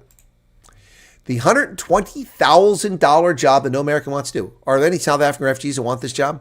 $120,000 a year, folks. Thousands of vacancies for six-figure blue-collar jobs remain unfilled in the United States because Americans are simply uninterested in hands-on work. The automotive giants that once had workers rush to help build cars for the front lines during World War II are now hurting to find skilled trade workers. Ford CEO Jim Farley said there are 5,000 mechanic jobs hiring that could earn workers up to $120,000, almost double the average salary in America. He was struggling to fill those positions as the U.S. is suffering a shortage of workers skilled in manual labor.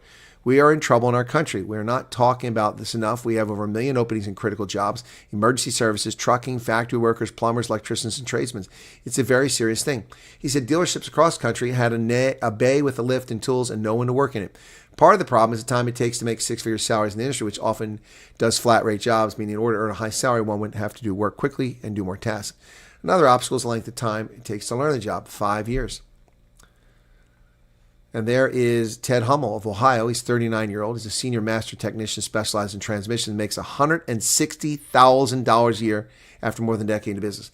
So he worked 10 years, and he's a transmission specialist, and he makes $160,000. That explains to me why it costs $9,000 to replace the transmission in my Chrysler a few years ago.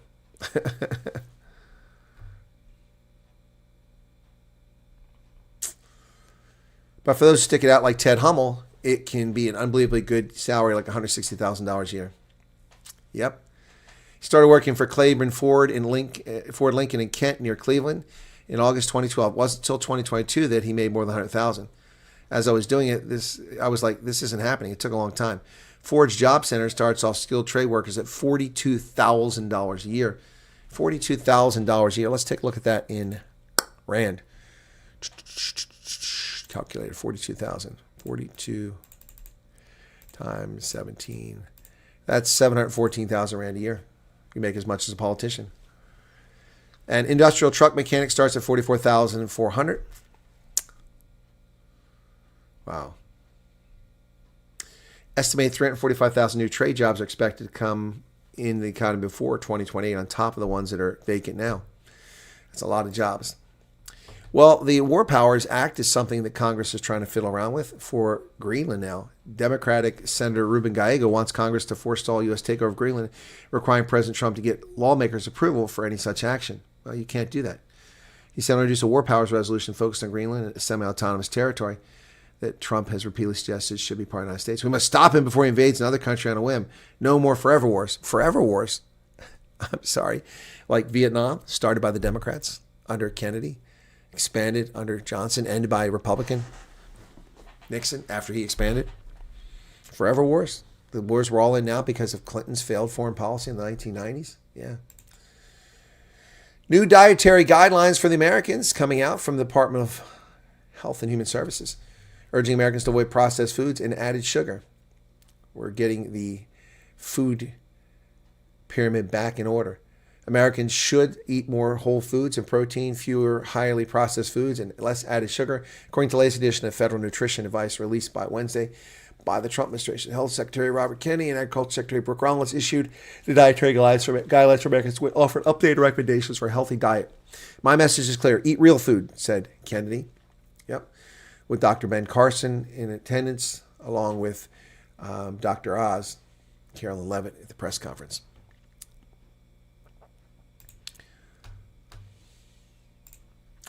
Two dead and 6 injured in a shooting in Salt Lake City at a church funeral. 2 people were killed, 6 others injured in a shooting at a funeral outside Salt Lake on Wednesday night.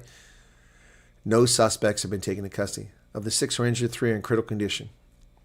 Incident occurred outside the Church of Jesus Christ of Latter-day Saints. That's another time the Mormons have been targeted. They're saying it's not a target attack. We don't believe at this point that this was random. And you're saying, so how can it not be targeted if it wasn't random? Wow. 2 dead. The House will vote on overturning Trump's vetoes. He just vetoed 2 bills and they want to overturn them. So they're going to vote on that. The Arkansas Valley Conduit Act for drinking water for 39 communities in Colorado's Eastern Plains. It's one of those acts. Billionaires are making the move out of California ahead of proposed wealth tax. As the clock ticks on California's billionaires facing proposed wealth tax, gee, many crickets. Let's put the ads back on here. There we go. There's ads drive me nuts.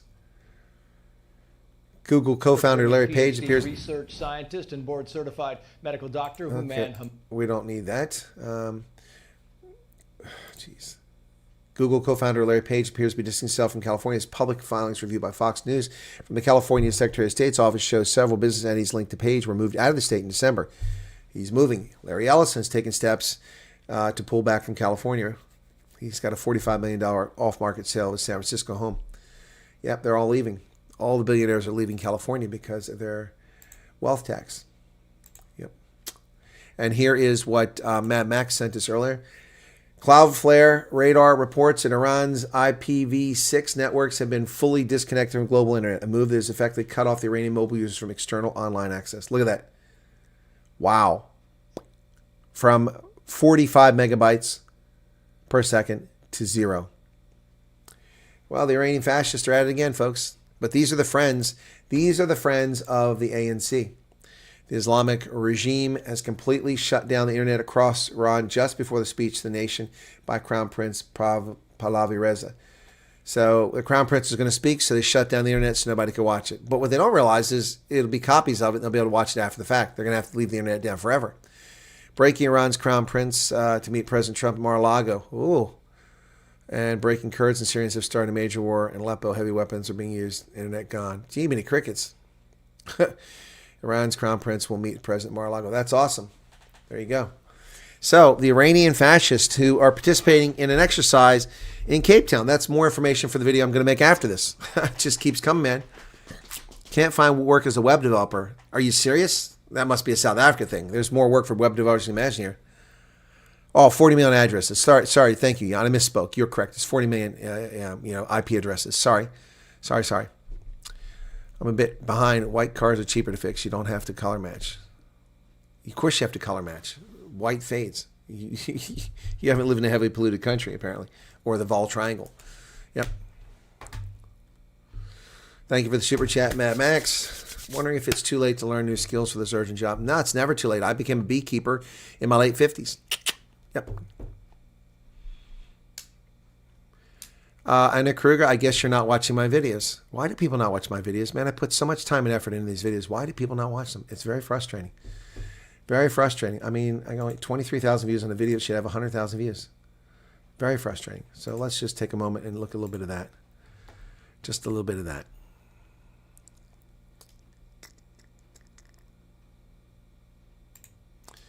South Africa assures the U.S.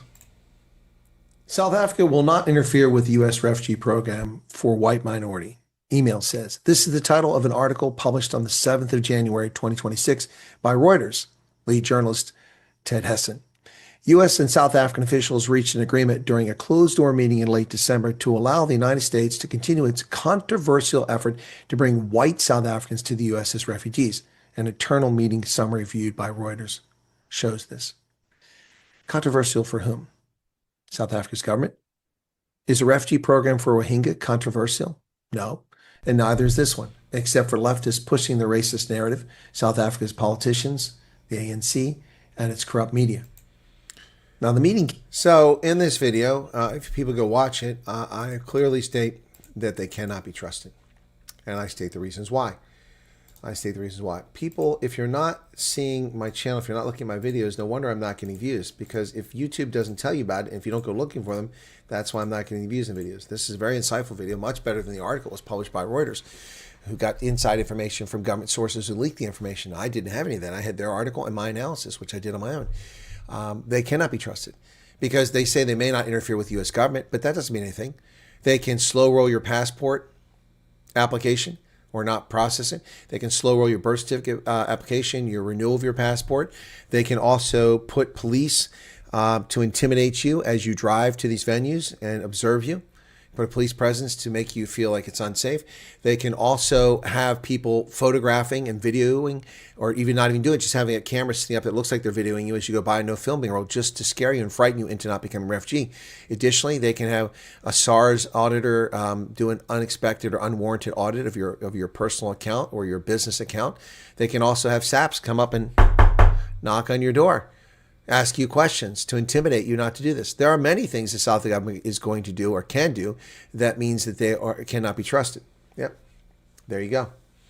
There you go.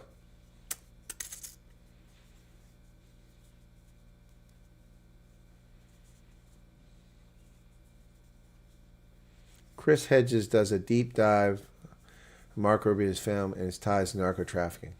Marco Rubio doesn't have ties to narco-trafficking. We got more memberships being given away. Thank you for that. Where did Kaleko go there? I saw that. Whoa.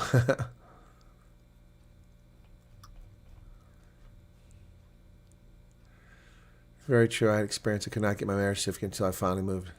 Yep. Extended hours for ID and passport applications. Well, yeah, that's interesting. Charles Van Alten, passport application still going through since June 11th. I've told you many times, Charles, go to a different Home Affairs office.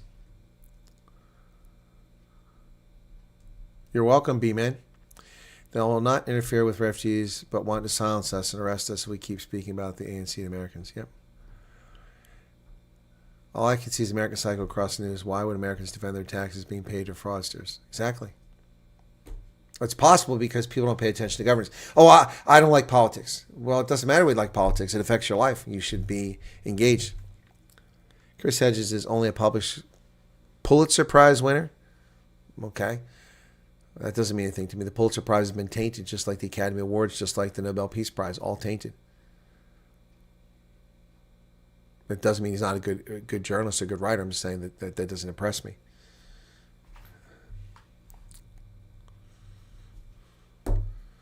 Just declare that anyone who doesn't like the video is officially a spy for Denmark. Don't be a Dane, subscribe. But I love Denmark. I think tell you to get out of their country. 43 and not scared to learn a trade. Majority of those 30% of the embassy has no clue why they're there as long as it's against USA. Exactly. Yep. Exactly. Web become one. It doesn't matter whether you like politics. You are affected by it. Yep. Mays has a contact for you, Charles. Mays has a contact for you to get that Home Affairs thing straightened out. Can do plumbing, electrical, welding, carpentry. Sure, I'll be fine. Happy to sweep floors and wash dishes if needed. Did mine in Umgani Road. Was 10 days later. There you go.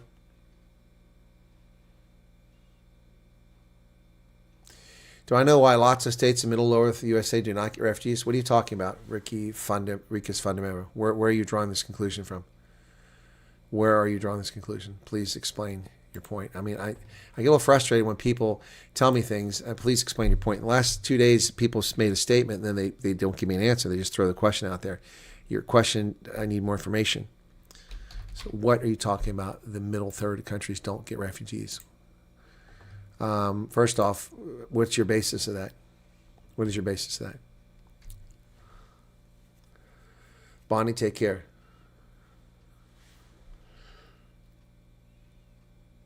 Carlos the Jackal's stepdaughter is Delcy Rodriguez? I didn't know that. Watching but not listening, yep. Last week I got notification lives, but not on prepared videos, checking regular. Okay, thank you very much, Philly. I appreciate that. That helps explain why people aren't watching the video, yep. You cannot because your application in the process. Okay, well, I don't see why. Just go to apply another one. They'll cancel the second application that doesn't go through. So Rikus Fundameva, I'm waiting for an update. Have you had a chance to type it yet? Wrong email address, wrong address, Telefonica. Email them, no response. Rapid Bunny, I don't know what to tell you. What wrong address?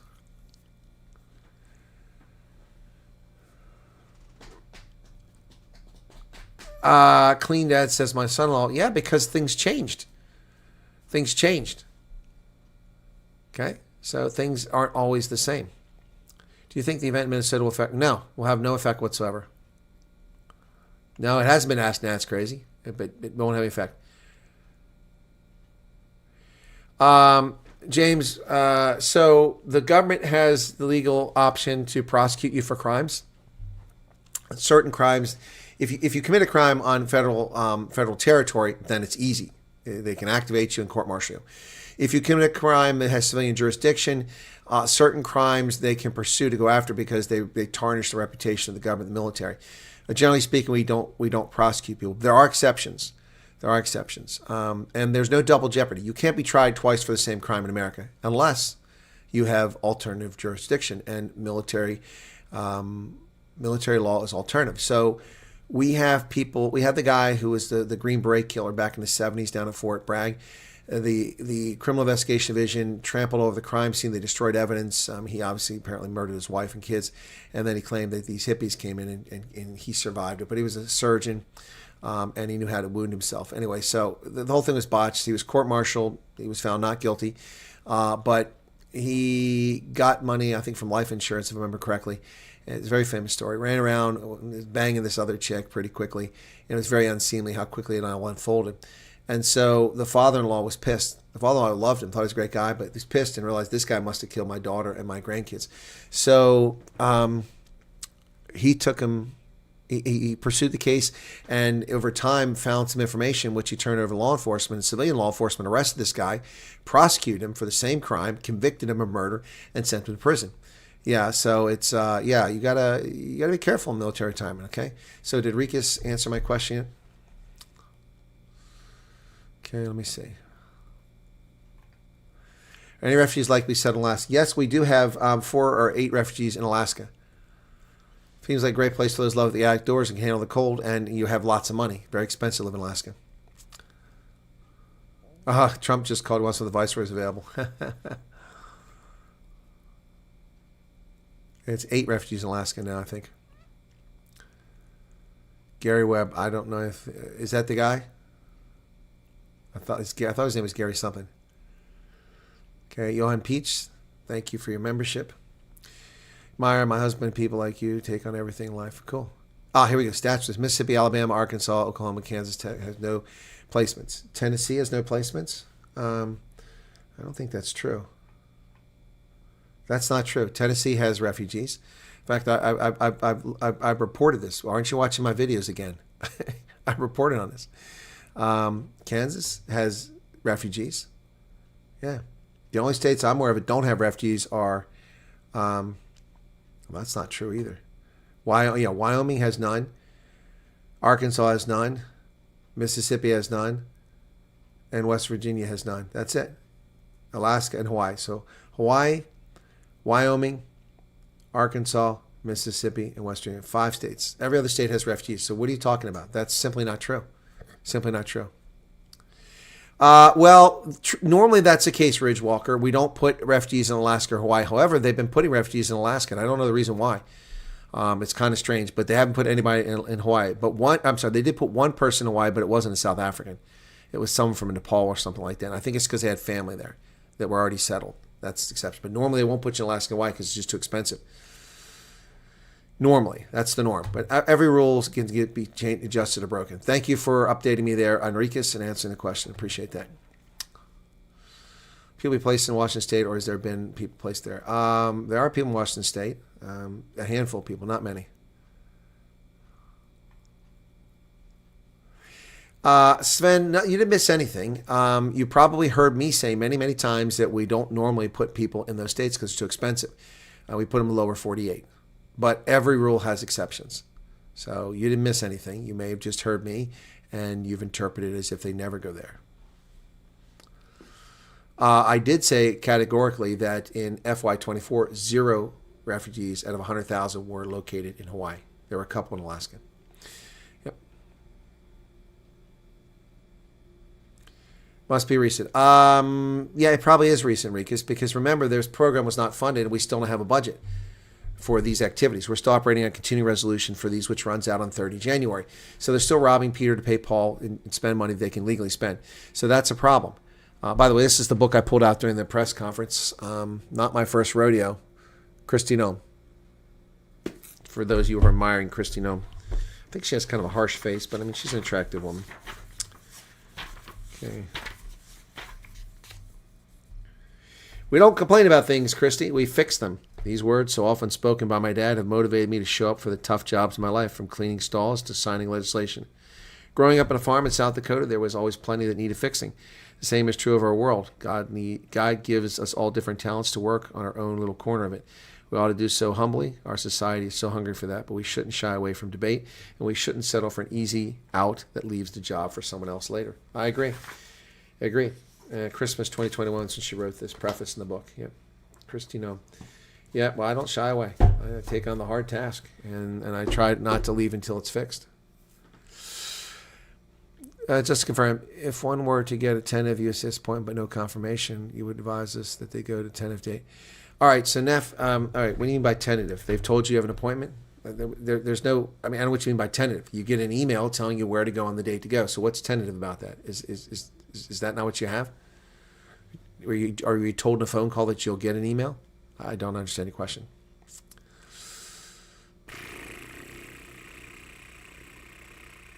Well, the problem is that I guarantee you that it was already an issue before. They weren't disclosing the location till the day prior, which is stupid for people to have to drive 18 hours from from Nelson Mandela Bay up to Joburg. That's insane. Now that the security is an even more paramount issue after the raid on Woodmead, yeah. Yeah, okay, so you got an email saying it's a tentative date. Then I wouldn't go if it's a tentative date. You have to have a confirmed appointment.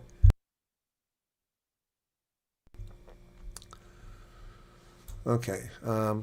Wife is highly educated in accounting, so Charlotte would be perfect for her to get a job. More manual labor, and her city's expanding rapidly. You talk about Charlotte, North Carolina? Yeah. So not trying to go on an internal tangent, but if a budget is agreed upon at the end of January, that could mean that the program could be expedited. Yes, it could. It could. No location on the, okay. Well, there you go. So why are you even, I never advise that. If you don't have a confirmed appointment, you don't go anywhere. People were telling me a few months ago they had appointments. They were told they have an appointment. They weren't told the location. They were told, the day to be there. Well, then you don't have an appointment if you're not told it's confirmed. Who is, Johannesburg. We haven't talked about that yet. Yeah, but they are being done. Okay. My opinion, they should slow down new intake and clear the backlogs. No, I think they should continue to process people at an even faster rate and build a queue. And then they need to pick up the pace of getting them out of there. Case agents coming. All right, Rohan. See, there's a refugee in America going over to talk to their case agent.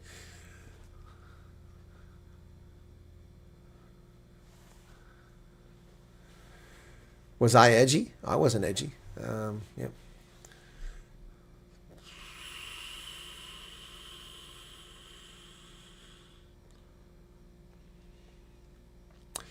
You wouldn't dismiss Chris Hedges. He was a New York Times war reporter in the Middle East and the Balkans and South America. Always good to get different perspectives. It is good to get different perspectives.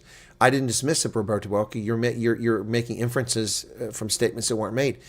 Nothing was implied.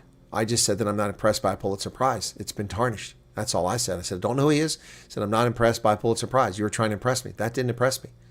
I'd have to watch him to see if I'm impressed. So what? He's a war reporter in the Balkans. I was in the Balkans in uniform. He's a war reporter in the Middle East. I was in the Middle East in uniform. He was in South America. Well, I wasn't there as a soldier, but I've been there as a tourist. And I've also been other places he hasn't been. So I didn't say I didn't like him. I didn't say I didn't think he was good. I said I don't know who he is, don't know anything about him. And I said that, so what? Pulitzer Prize doesn't impress me. You're inferring things not stated. Don't let them send us to Greenland. Send me to Greenland. Thanks for the news each catch. All right, take care, Johan. Well, you're English. Well, I'm English and I applied. What does that mean? Of course you can apply. It's for racial minorities. What do you mean you're English? Are you English descent or you're an English citizen? If you're an English citizen, you're not coming to the States. They're trying to build a queue, I reckon, process and move on to the next one while we wait for flights. Yep. They do need to get more organized. And what have I been saying since February? They need to be more organized. I agree. The people that already proved should go.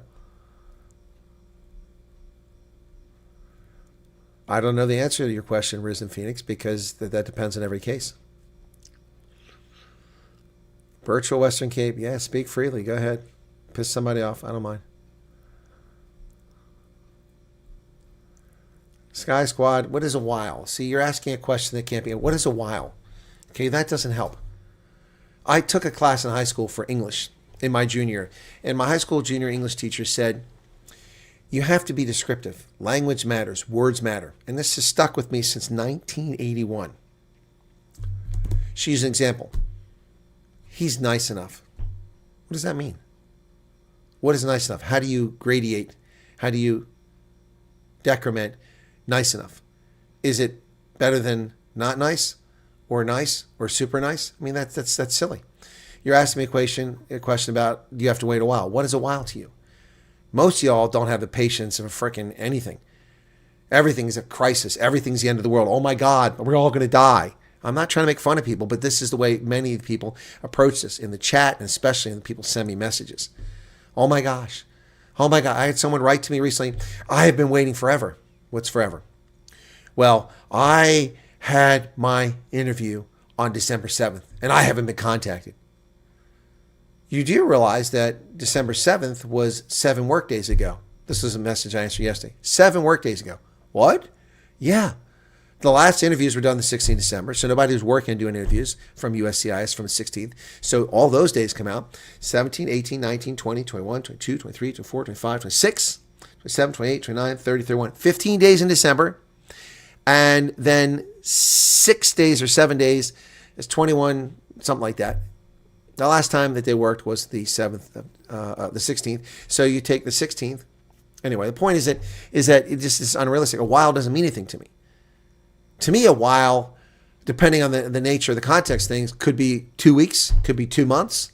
You know, a while doesn't mean anything. And it really doesn't matter because people tell you something, it doesn't matter. Nothing's the same. People go to Home Affairs and get a passport in 72 hours. People go to Home Affairs like Charles Van Alten are waiting 7 months to get their passport. It's not like anyone holds you to standard. And this program is just as chaotic as the South African government. So it's an impossible question to answer. You'll wait as long as you wait. Yes, you're right, Barbarian King. Everybody thinks they're special. None of us are special. Colonel, you ain't your daddy. Get your shit together and make it happen. I like that one. We're about to work with. Also, if they were still busy with your investigation, they have to refresh themselves. That's right. If there's an issue with your medical, they have to call you back to get a chest x-ray, you know, stuff like that. Yep, Hasigi says she's done everything. She's been waiting 2 months now with no communication, so calm down. Yep.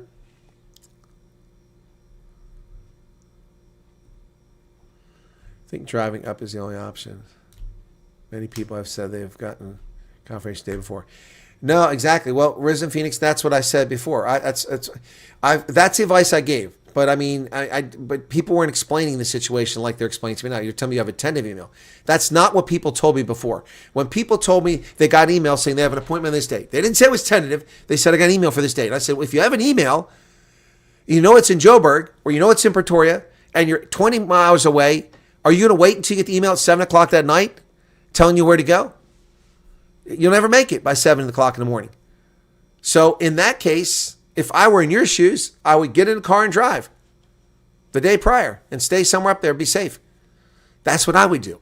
That was my advice. But nobody told me it was tentative. It didn't say tentative. That's a completely different story.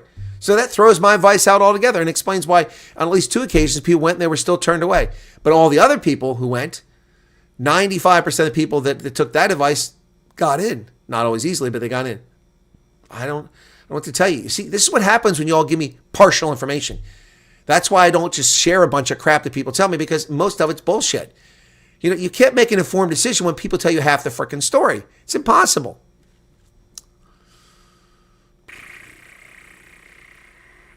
Very simple. Once you have applied, you're in the process. Now you carry on with your life. Thank you, cleaned and 1966. That's right. And that's what is the advice I've said from the beginning. Put your information in, wait to be called, move on with your life. The only thing you should be doing is if you've got superfluous. I got crap I need to get rid of. I got a whole stack of clothing I'm donating to the needy upstairs. Old shirts and polos and things I'm pulling out, plus pants I can't fit anymore. With the hip immobilized, I couldn't work last 2 years. I put on about 15, 18 pounds, and I can't fit in a couple of my trousers. So, you know, I'm donating that. And if I lose, then I'll just cinch up the pants really tight if I lose the weight.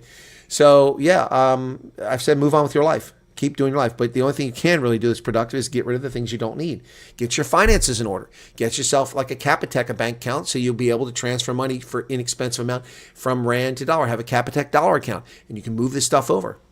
Do those things. Yes, I live in a homeowners association neighborhood. How are they? Well, many homeowners associations are nightmares because they're run by little power-hungry, mad tyrants that have never accomplished anything in life, and now they're suddenly in charge of something.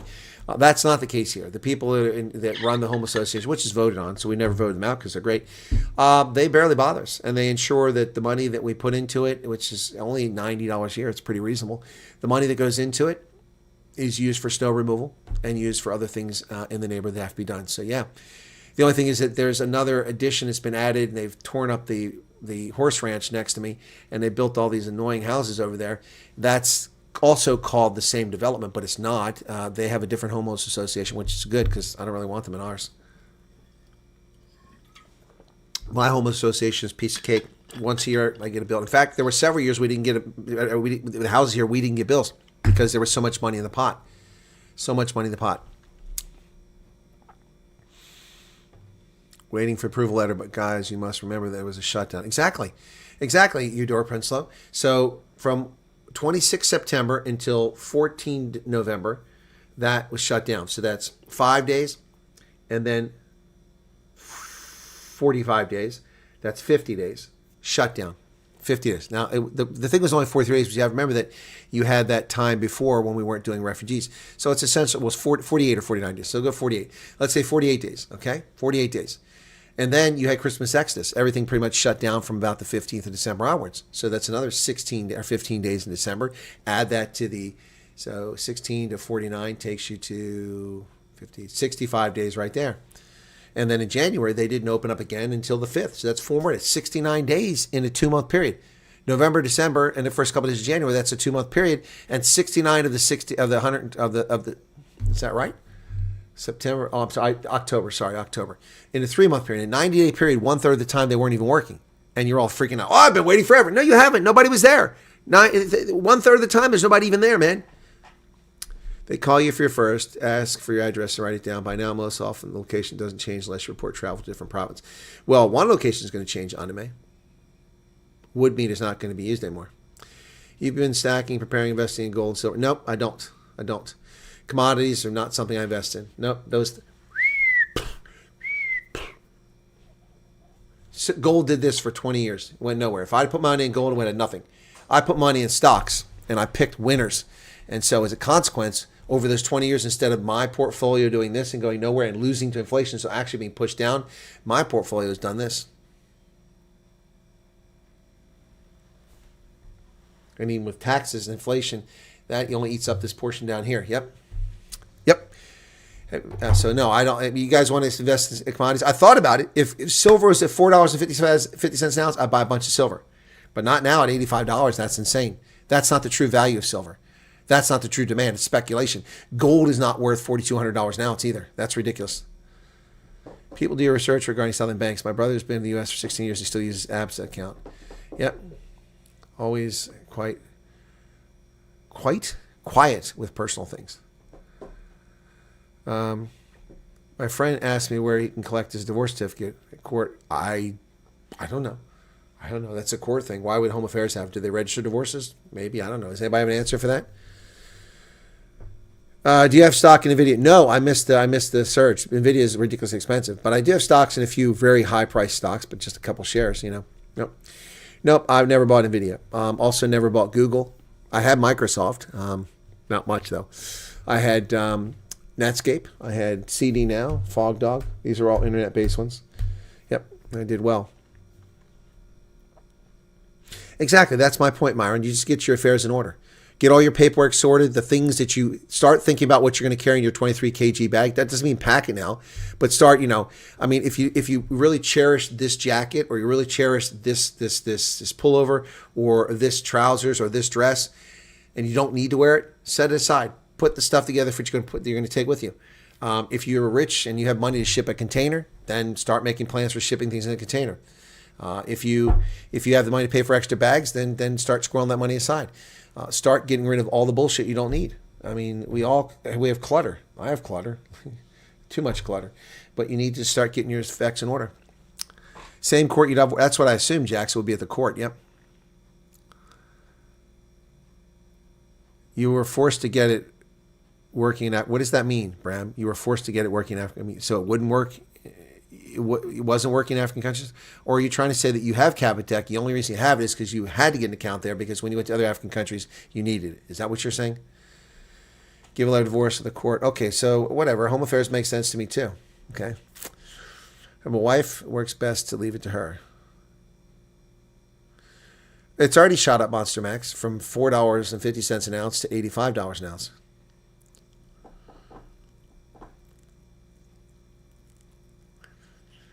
I'm praying my UBC is ready soon, within 2 months. Okay. I wouldn't worry about the UBC that much. You just need it for a green card, and you can get an exemption if necessary. I missed Super Chats. What, from Mad Max? I didn't see any Super Chats. Nothing's coming through. I don't see any sound. Is it off again? Let me see. Where is it at? Oh, it is off. That's how I missed it. Okay, well, let me go back. Thank you. Earnings, supers. See y'all.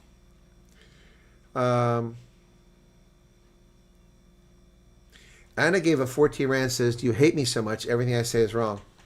What are you talking about? You gave like a $350 or 350 Rand chat last night, super chat last night, and I thank you for that. What are you talking about? What are you talking about, Anna?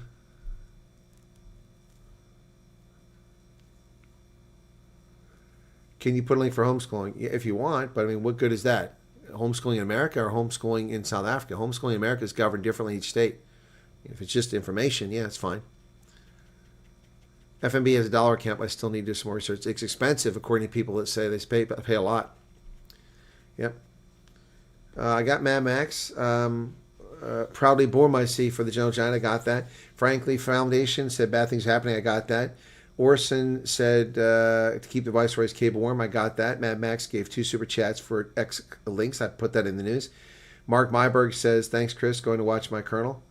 I presume that he was talking about Vena Dutoy. I did miss that one. Thank you for that, Mark Myberg. Apologies for missing it. Martin Fundevest says, maybe stop standing up against law enforcement. Wish some of these people can come to South Africa and experience what it feels like to not have law enforcement. Well, that super chat came during Kristi Noem's speech. So apologies for missing that, Martin, but you are correct. Garth McCarthy, they will use anti-hate speech bill now for public. I did comment on that one. Marley said in the beginning from Quids and Marley Quinn. I did comment on that one. Joy from Vike gave a super sticker. I might have missed that one. Wow. Sorry. And Mad Max gave 4 X links. I got that. Anna, you gave 3. Oh, it was today. That wasn't yesterday. Anna, what do you mean? You gave 350 Rand. I thanked you for that. And I thanked you for that. I was a bit surprised that it was a super sticker. There was no comment there. What did you say? I mean, how could I be saying something bad about you? You didn't say anything there. Patrick said 2026 will be a bumper year. I did miss a few super chats. Thank you for reminding me of that. And EU puppets are peeing in their panties. That's last night. That's not now, is it? No, it is now. Okay. Mark Myberg gave that one. I said that one. Philip Holtz, you missed my 140 at the beginning of the stream. I addressed that. Well, they all look the same. Okay. Thing of nouns. Oh, that's one screen. That's last night. Yeah, that's the 350 is from last night. I'm reading the wrong. I've addressed all these. I missed a couple. Apologies for that. Thank you for reminding me. Anna Kruger, why do you think that you said something bad? I don't understand. What are you talking about? I'm very confused. I'm very confused. Spicy Tunes just gave $10. Thank you for that. Is it a super chat or a sticker? Busy editing videos, so I missed most of your stream. Thanks for streaming. I dropped a new track today. It's called Prince of Persia. Okay, did you hear my new track? Did you hear my new track? That was pretty good. And also, for those who missed this, we'll put this up again. Oh, why is it not here? I thought it was in here. I must have deleted it out of here. Oh, no, I know. I moved it down. That's why I can't find it. Oh, I moved it down here below the closing credits. Oh, where's it at? There it is. There you go. Spicy Tunes. How do you like that?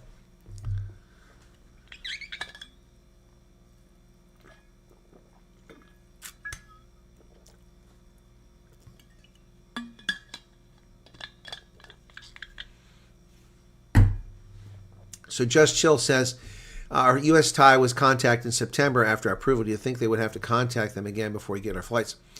Well, okay, Just Chill, again, you're not giving me information. I can answer your question. I can't answer your question. I mean, I don't know what you're talking about. So, for instance, in order for me to even address that, what do you mean? Your U.S. contact. What is that? An employer? Is that someone who agreed to sponsor you in the States? Is that a family member? Are they going to host you? I don't know. I don't. You didn't tell me that. Yes, that's my cabinet. As the viceroy of Greenland, I have my defense, police, aviation, immigration, border security minister on the right, my left, on the left-hand side of the image there. He's the guy that does all that. And then on the right, she is my finance, my trade, my commerce, and my taxation, so revenue. She does all that. So I have two ministers. And I will hire a press secretary. I've asked for Carolyn Levitt. Senate passed the Venezuela whoa. Well, that's a bit of a surprise. Okay. Well, that will go to the Supreme Court. Trump will take the Supreme Court because the House has to prove it now. Wow, I'm a bit shocked by that. Thank you for that, Mad Max. The yeas are 52. The nays are 47. The motion is agreed to. Wow, the Senate has betrayed America. The joint resolution will be placed on the calendar. Oh, okay. That's a motion to go forward. That doesn't mean it's passed. That's a motion to, yeah, we'll go forward. Okay, so hang on. Under the previous order, the yeas are 52. The nays are 47. The motion is agreed to. The joint resolution will be placed on the calendar. So it's a resolution. So that's misleading to say it's a war powers resolution. It's a resolution. So we'll have to read what it actually says. But they're betraying America. Yep. And if it's 52, that means, yeah, see, it's a useless symbolic measure that I'm sure Rand Paul spent a lot of time and energy on. POTUS will never sign it. It's a resolution. He'll just reject it. Yep. Doesn't mean anything. It's just stupid.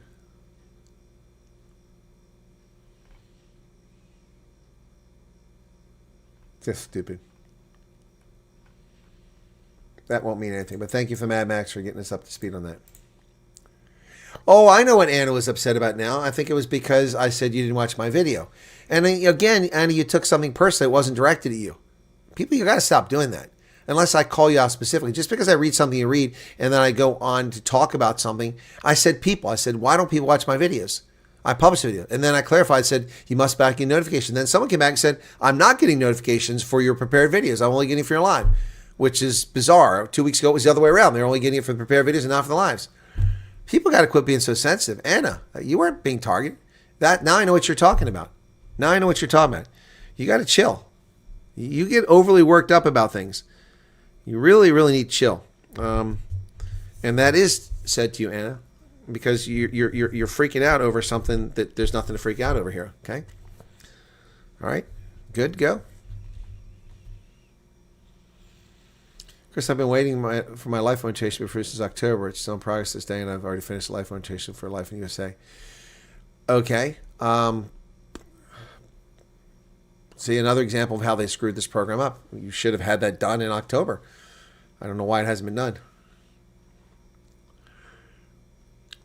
Exactly. Spicy Tunes have been asking me to watch a 4-minute video of his since November, and I haven't done it. And he called me in the middle of me doing 19 different things yesterday simultaneously and wanted my attention. And I politely responded, but I didn't have time for him yesterday.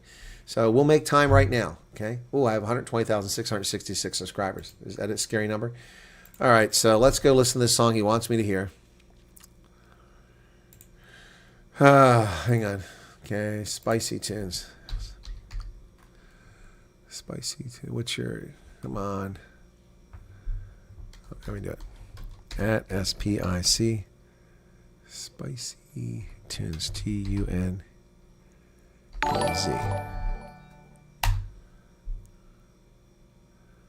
Okay, which video is it from November? Prince of Persia. What's the video I'm looking for? No, I don't need that. Okay. From November. What's the title of it? I'm waiting.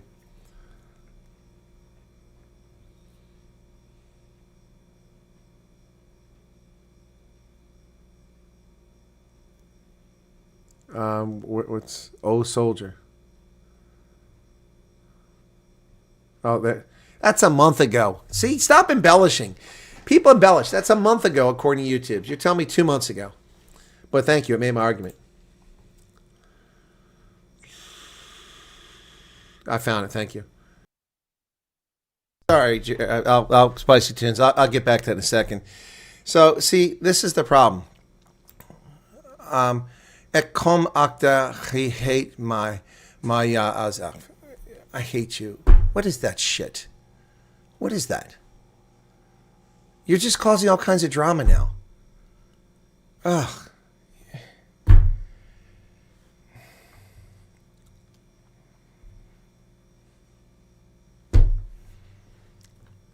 Kaum zu glauben. Das ist unglaublich. Die Dame hat mir 350 Rand gegeben und ich habe sie bedankt.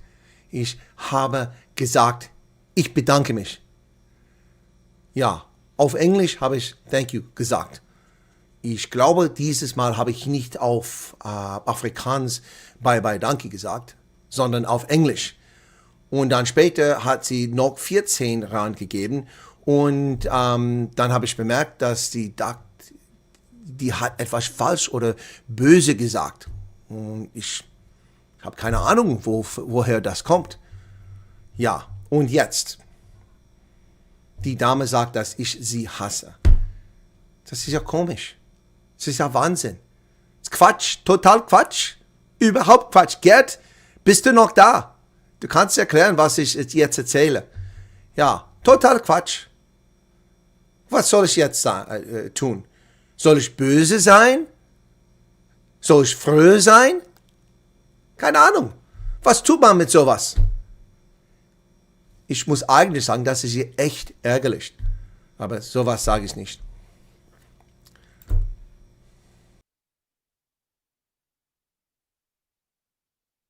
Antino, we're going to deal with this now. Antino, y'all trying to start shit on my channel. Antino, dear Colonel, speak for all, not for one. Chill, please. She said it in Afrikaans. It's not my first language. Thinking I wouldn't understand it.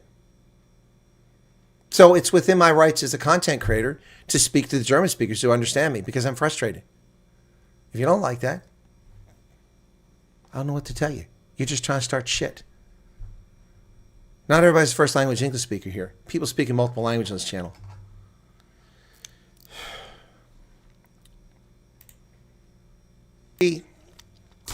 Pointless asking questions. Footsec. Bye-bye. Take off. Because you're a liar. You're just a liar. Pointless asking questions. You're just being an ass. I've been answering a few questions now for the last 45 minutes. instead of getting some food and going about my day. I'm working tonight, but I'm here asking, but you're going to come in here and lie and troll. You can just leave. Bye-bye. Bye-bye. Nobody needs your nonsense, your drama. Never heard of you, Sky Squad, before. Pointless asking questions. You're a fucking liar. You like that? Do you like that? Pretty darn good. Thanks, Spicy Tunes. And you dedicate to me, so I feel special. I'll give you a like on that one. Here's a link to it, folks. It's got 10,000 views. It says a month ago, but Spicy Tunes, YouTube, if it isn't over 60 days, they'll say a month ago. That's why I said a month ago. Just teasing on that. So here's the link to that. If people want to go check it out, that song, and you can probably subscribe to his channel while you're over there. Yeah, no, I mean, it's very disrespectful and rude. First off, that's a freaking lie. It's a lie. You can't ask Refugee questions this channel. That's bullshit. You can't ask Refugee questions channel. Are you fucking high? Are you smoking your socks? Are you drinking Chibuku? Are you from another planet? The hell do you think I've been doing for 10 months of my life? Squandering my life to answer these dumbass questions by a lot of people asking dumbass questions. And a lot of people asking very good questions. And a lot of people very concerned. With no compensation for it. Wow.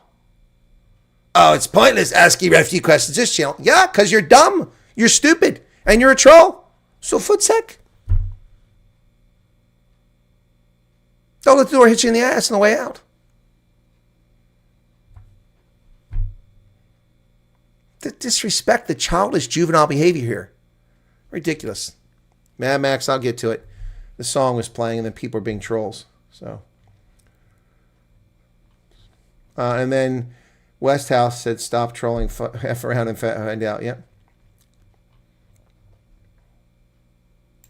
Kali Creel. Exactly. Constantly asking dumbass questions, being disrespectful when I'm doing the news. It's not your personal freaking consultancy for your questions when I'm doing the news. It's a news program. You got questions? Show up on Sunday. I answer all the questions Sunday. You got questions? Ask them after the news. It's a simple request. But no. Oh, it's no point coming here. You can't ask refugee questions.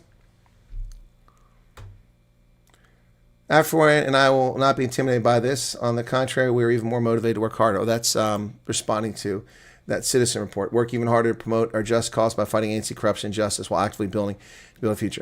Yeah, that's a misleading headline. I think you need to actually read that story. Not you guys. Can I take my dog? Yes, you can, Ronaldo. You can take your dogs in the fight. How's it going, Ronaldo? Man, we ran right through your show. Sorry, man. Is there any chance that Kenyan servers are mixed up for the refugees program? Yes. Shiro, I think it's a fair question. Now, see, that's a fair question. But Shiro, apparently, it's not worth asking your questions in this channel. So, I mean, hang on, Shiro. Can I? Do I need to do a poll? Can I answer his question? This isn't directed at you, Shiro. But I mean, it's directed at the sky scammer, whatever his name was. Can I ask a question? I mean, can I answer his question? I mean, apparently, it's not worth doing here. We don't do questions here. So, I mean, apparently, so. Okay. No, sure. That's why it's not direct to you. Yeah, exactly. My folk Marlies. Exactly. I've never mocked anyone. Yeah, what the hell's going on here? Because the trolls are showing up. It all started because Anna's feelings were hurt because I used the example of her not seeing the video because I was a little frustrated that people don't watch my video. And I pointed it out at the beginning of the broadcast that video only has 23,000 views. And I talked about this and I said, that's disappointing. And I said, people aren't getting the notifications. 26,000 views now. And that wasn't directed at her. And then she did another super chat after I thanked her for that super chat. And she said, I might as well not talk. I'm always in trouble. And I said, why? You're not in trouble. You're not in trouble. Good Lord. My gosh, I'm getting tired of bending over backwards saying, this is not directed at you. This is not, I'm just using your example. You know the whole story on the video I did talking about the situation where people freaked out because they got an email? I talked about that. I told you guys in a different video. I made a video and I said, wild rumors and fuel hysteria. And I used the example of a family that got a message from Jewish Family Services in New Jersey. They didn't know who it was. Instead of taking a moment, calming down because they're anxious, they freaked out. Those people did not take offense. I didn't mention them by name. And also that has happened with several other cases. So it felt it was time to make a video about it. I made a video about it. To them, it was obvious I was talking about their case, but I was not just talking about their case. But I understand why they thought it was their case, because I mentioned Jewish Family Services. So that was their case specifically. But the motivation for the video was other people experiencing the same thing and freaking out. And I politely said, Google's your friend. Those people wrote to me and thanked me for covering that story. And they said they feel much better now. They feel a lot better because I made the video. People need to, you know, I think I'm dealing with mentally unstable people here. Mentally unstable people, my fucking walees. I mean, seriously. Now, that wasn't directed anyway, by the way. But it's insane. And then this guy you might as well not ask Refty a question. All right, I'm going to get to your question now, Shiro.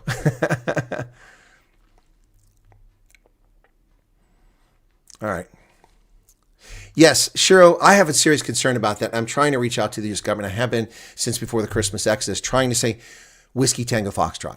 What is going on? Why are people who were supposed to leave in late September and early October still in South Africa? Why is that? Why aren't they gone? What moron is running this program? Of course, I can't couch it in that word because I won't get anywhere. You can't go to the U.S. government and say, hey, who's the freaking moron running this program? You're not going to get anywhere, insulting people.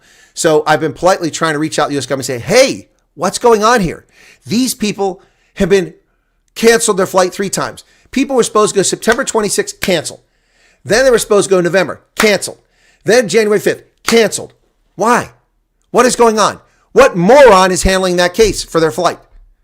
So that's the ones who got flights. But people like you, Shiro, who've done one orientation but never done the orientation, haven't heard anybody since October. Now, again, we have to take out those 69 days from October. So it's not as long as you think it is, brother or sister. I don't know what Shiro is. Sounds Japanese to me.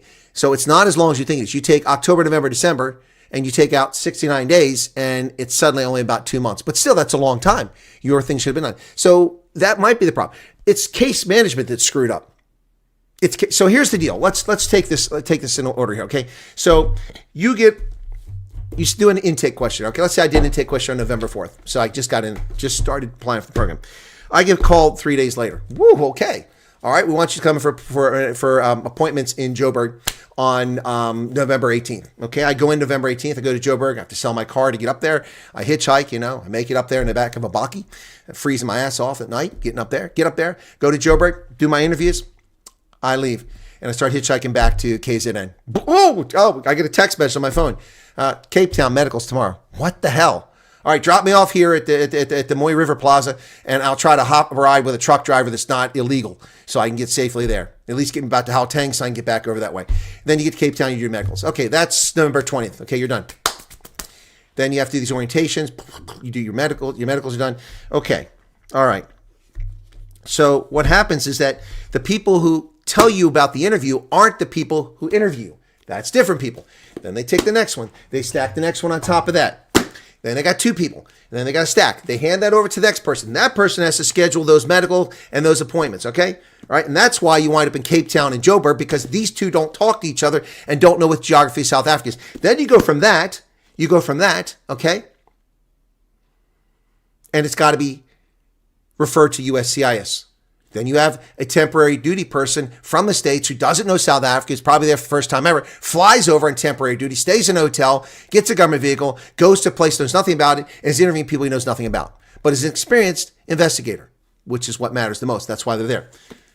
Then they get it done. Then that information gets passed to an adjudicator, presumably back in the States, or adjudicators who review your case. And if you've got any problems, medical, spot on your chest, your lung, you got to come back in. If you've got any questions that come up in a security review, they'll have to reinvestigate that. If you have a long history, if you're a 55-year-old, it's going to take longer in most cases. If you're a 22-year-old, it should be relatively quick. You haven't done anything. You haven't been anywhere. You couldn't get in trouble. Well, some 22-year-olds in trouble. So that all takes place. And one hand doesn't seem to know what the other one's doing, Shira. They don't seem to know what they're doing. These people are just so discombobulated. Now, that's an outside view. I'm not in the program. I could be wrong, but I'm looking at the results. You can't have this many fuck-ups if the program is run well. And all it takes is a simple database on Access, or hell, a spreadsheet would solve these problems. Spreadsheet comms, contacted this date, who did it? Follow up, this isn't done. How is nobody following up on the people who were already supposed to fly? How are people not following up on someone having their flight rescheduled 3 times? See, the problem with these people doing this is they're accustomed people living in a UN refugee camp where they're getting fed, where they're getting free medical care, where they don't do jack shit except leech off of other human beings because they fled from a war zone in Somalia to Kenya or from South Sudan to Uganda. So they don't do jack shit except sit around all day and make fucking babies. So that's what they're accustomed to. They're not accustomed people who have to get rid of a car or get rid of a house or are dirt poor and don't have a way to get to a place that's 1,200 miles away because they go to Camp Daba in frickin' Kenya where all these people are at. And they're all within walking distance and all come to them. They can interview them all right there. They're dealing with something they don't do very often. They've done it in Cuba. They've done it in Bosnia and Herzegovina. But Bosnia and Herzegovina was 30 years ago. Cuba was 50 years ago. So it's rare. And the people doing it are also understaffed. 1/3 of the State Department staff in D.C. that worked on this program are gone. They were fired. They were let go. So there are reasons why this is a total cock-up. And it is a total cock-up at this stage. But to blame, not you, Shiro, but to blame me or to tell me I don't ask questions, it's juvenile. I'm juvenile, man. I swear to God. Now, you all probably think I'm mad, but I'm not. That was fire for effect. That was fire for effect. Shiro, you still here? Did I answer your question? Yeah, White House Live. Let's see what's going on over there. Thanks. Oh, is that the live? And I want to echo some of what Carolyn said about what we're doing to combat the rampant fraud that exists in our immigration system, thanks to failed politicians and thanks to people who allowed the American taxpayer to be taken advantage of for far too long. I think it's important to understand why this matters to the American people. I am a father of 3 young kids, a lot of people in my generation. What is that going on there? Is that normal? Okay. No, that's not normal. This broken camera just to throw me off my game. It's not going to work. So here's the simple fact here. If you're a young parent struggling to afford childcare in the United States of America, there are Well, Blue Flame, I did try to reach out to you, but you resolved, when I found out you had a problem and I contacted you, you resolved it on your own before I could help you. Correct? Correct?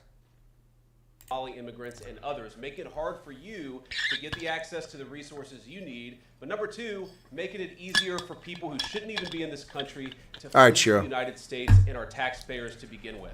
We have actually activated a major interagency task force to make it possible to get to the heart of this fraud. We have Department of Agriculture resources that are focused on SNAP fraud so that people who need food benefits can get them, but illegal aliens and other fraudsters don't.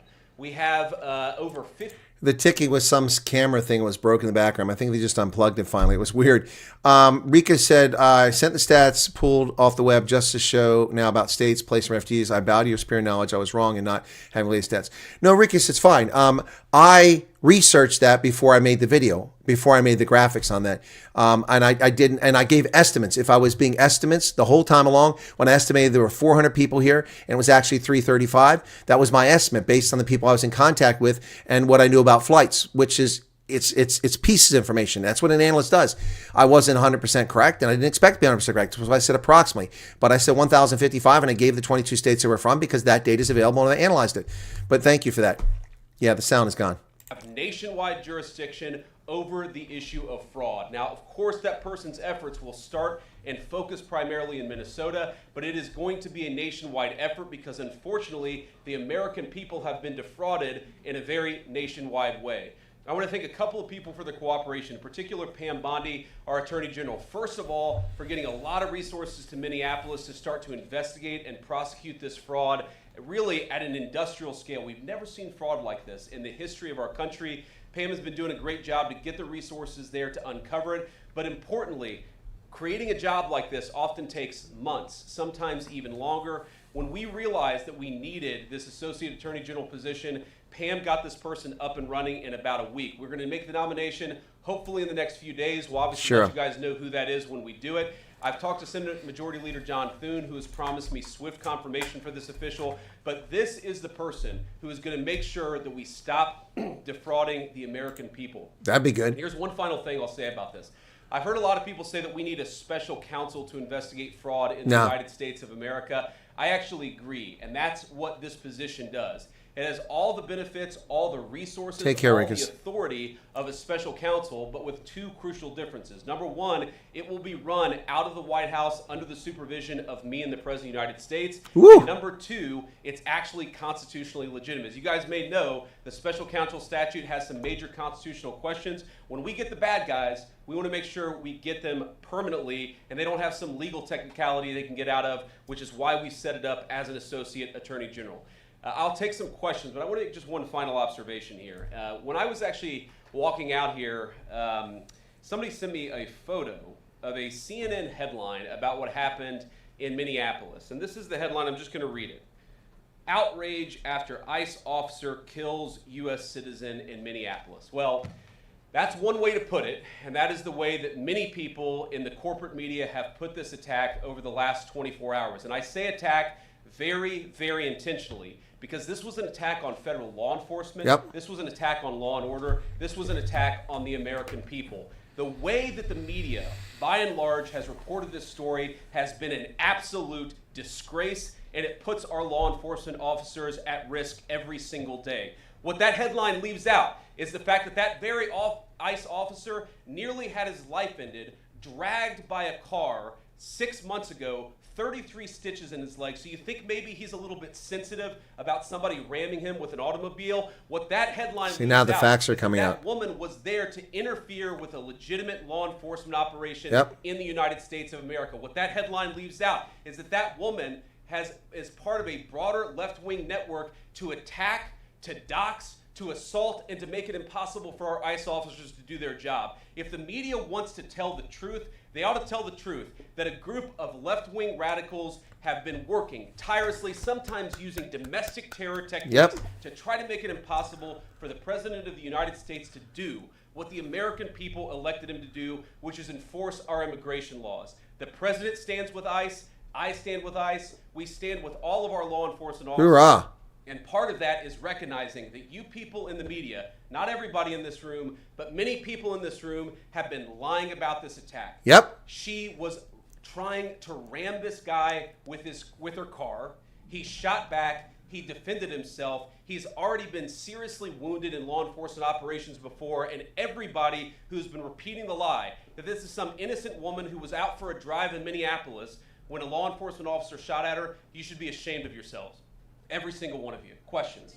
Thank you, Mr. Vice President. That was passionate. Tim Walz earlier today. He said when things looked bleak, it was Minnesota's first that held the line for the nation on July 3rd, 1863, and I think we may be in that moment now. Oh, please. On his rhetoric and Mayor Jacob Fry. He's talking about the regiment that fought at Gettysburg. In Minneapolis. Well, that's very tough rhetoric from a guy who just quit because his fraudulent activities have been uncovered. Tim Walz is a joke.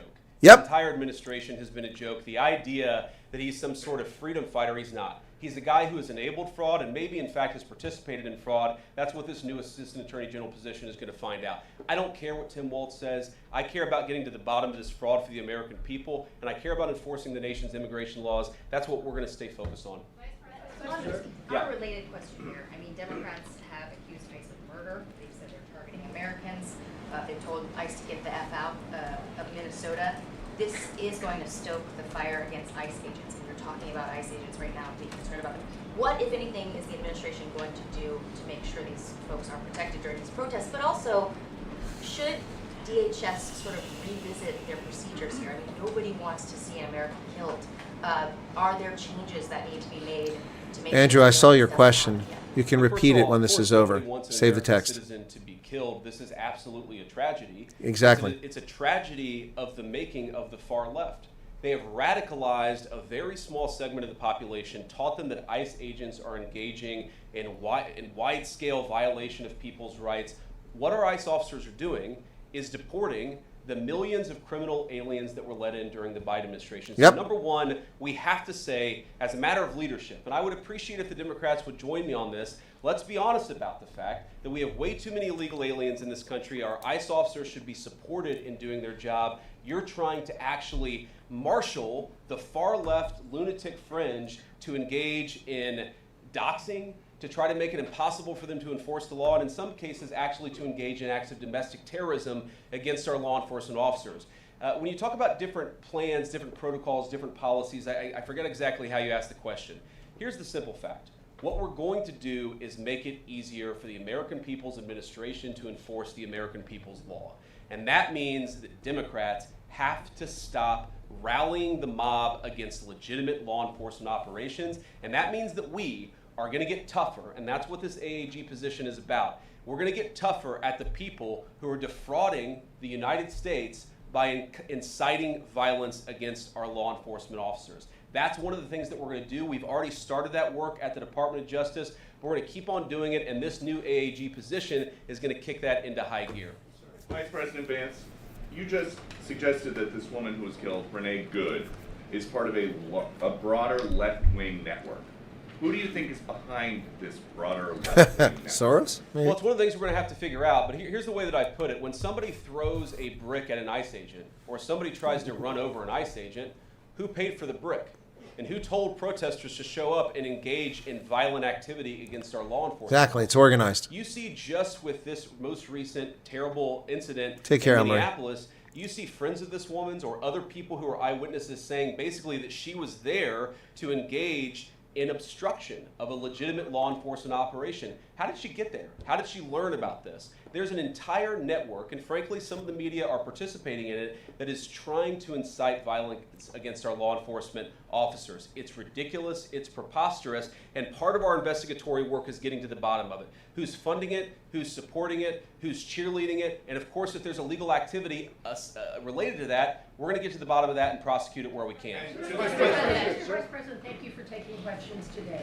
Is there a risk with you describing her as a deranged leftist, talking about very specific facts of these events, when an investigation is just beginning? Are you preempting? Oh, so what a stupid question. By drawing What a stupid question. And have you received any information beyond the videos we've seen publicly about this individual, her specific acts, that has informed your point of view? Well, first of all, the Department of Justice is going to investigate this. The Department of Homeland Security is already investigating this. But the simple fact is, what you see is what you get in this case. You have a woman who was trying to obstruct a legitimate law enforcement operation. Nobody debates that. You have a woman who aimed her car at a law enforcement officer and pressed on the accelerator. Take care, Joe. Nobody debates that. I can believe that her death is a tragedy, while also recognizing that it's a tragedy of her own making and a tragedy of the far left who has marshaled an entire movement, a lunatic fringe, against our law enforcement officers. I think what is clearly happening here, and it's going to keep on happening unless the Democrats wake up and say, you know what, you don't have to agree with our immigration policies. You don't have to agree with what the president or the vice president believes about immigration enforcement, but why don't you take this to the ballot box? Why don't you vote? Why don't you organize? Instead, what some of them are doing is encouraging people to get violent with our law enforcement officials. It's disgraceful, and it's got to stop. Yeah. Just to follow up on that question. And No, that's incorrect, Max. It's usually at 8 p.m. There's clearly a lot of emotion in Minnesota, across the country, over this incident. You're calling Renee Good a deranged leftist. There's been heated rhetoric that we've also heard from officials. What responsibility do you and the president have to diffuse some of the tension that we are seeing playing out in Minnesota? Tension is coming from Waltz and Omar. What we have a responsibility to do is to protect the people who are enforcing the law and protect the country writ large. Whether you're Democrat or Republican, you deserve to have the people's laws enforced in the United States of America. Now again, I'm not happy that this woman lost her life. I'm not happy that this woman was there at a protest violating the law by interfering with a law enforcement action. I think that we can all recognize that the best way to turn down the temperature is to tell people to take their concerns about immigration policy to the ballot box. Stop assaulting and stop inciting violence against our law enforcement officers. That's the best way to take down the temperature. And we're not going to give in to terrorism on this. And that's exactly what's happening. Yep. People trying to antagonize, to commit acts of violence. He did step They throw out. bricks at them. Sometimes they shoot at them. Tim Waltz. Sometimes they dox them. Sometimes they go to their place of residence and harass their families. This is classic terrorism. And we cannot say that when a far left fringe is inciting violence against our brave law enforcement officials, that we're no longer going to enforce the law. That's rewarding the very people who are engaged in this garbage. The actual reward that they just got is a new assistant attorney general who is going to prosecute and investigate this stuff even more aggressively than before. Yeah. Thanks for taking my question. So the head of Minnesota's investigations agency says that the U.S. Attorney's Office has essentially cut off the state investigations agency's access to the investigation. What is the precedent for that, and why shouldn't the Minnesota officials on the ground have access and evidence to work on this investigation? First of all, I wish the state officials in Minnesota would investigate why you have so many people who are using their vehicles and other means to actually interfere with a legitimate law enforcement operation. The precedent here is very simple. You have a federal law enforcement official engaging in federal law enforcement action. That's a federal issue. That guy is protected by absolute immunity. He was doing his job. The idea that Tim Walz and a bunch of radicals in Minneapolis are going to go after and make this guy's life miserable because he was doing the job that he was asked to do is preposterous. The unprecedented thing is the idea that a local official can actually prosecute a federal official with absolute immunity. I've never seen anything like that. It would get tossed out by a judge. So what I'd like Minnesota to focus on is the real issue, that they're encouraging people. Minneapolis officials are encouraging people to commit violence against ICE officials. It's ridiculous. It's got to stop. Go ahead. Mr. President, thank you. You said earlier that there's a left-wing network to attack, to dock. What are you talking about, Roberto Wilkin? See, this is, Roberto, you're trolling. We're not talking about New York. This is about Minneapolis. No one's even talking about that. And why didn't they allow a physician who tried to help? That's what I didn't like. What? Are you talking about in the shooting? She was dead. Dead. Shot in the head. There was nothing could have been done. Shot.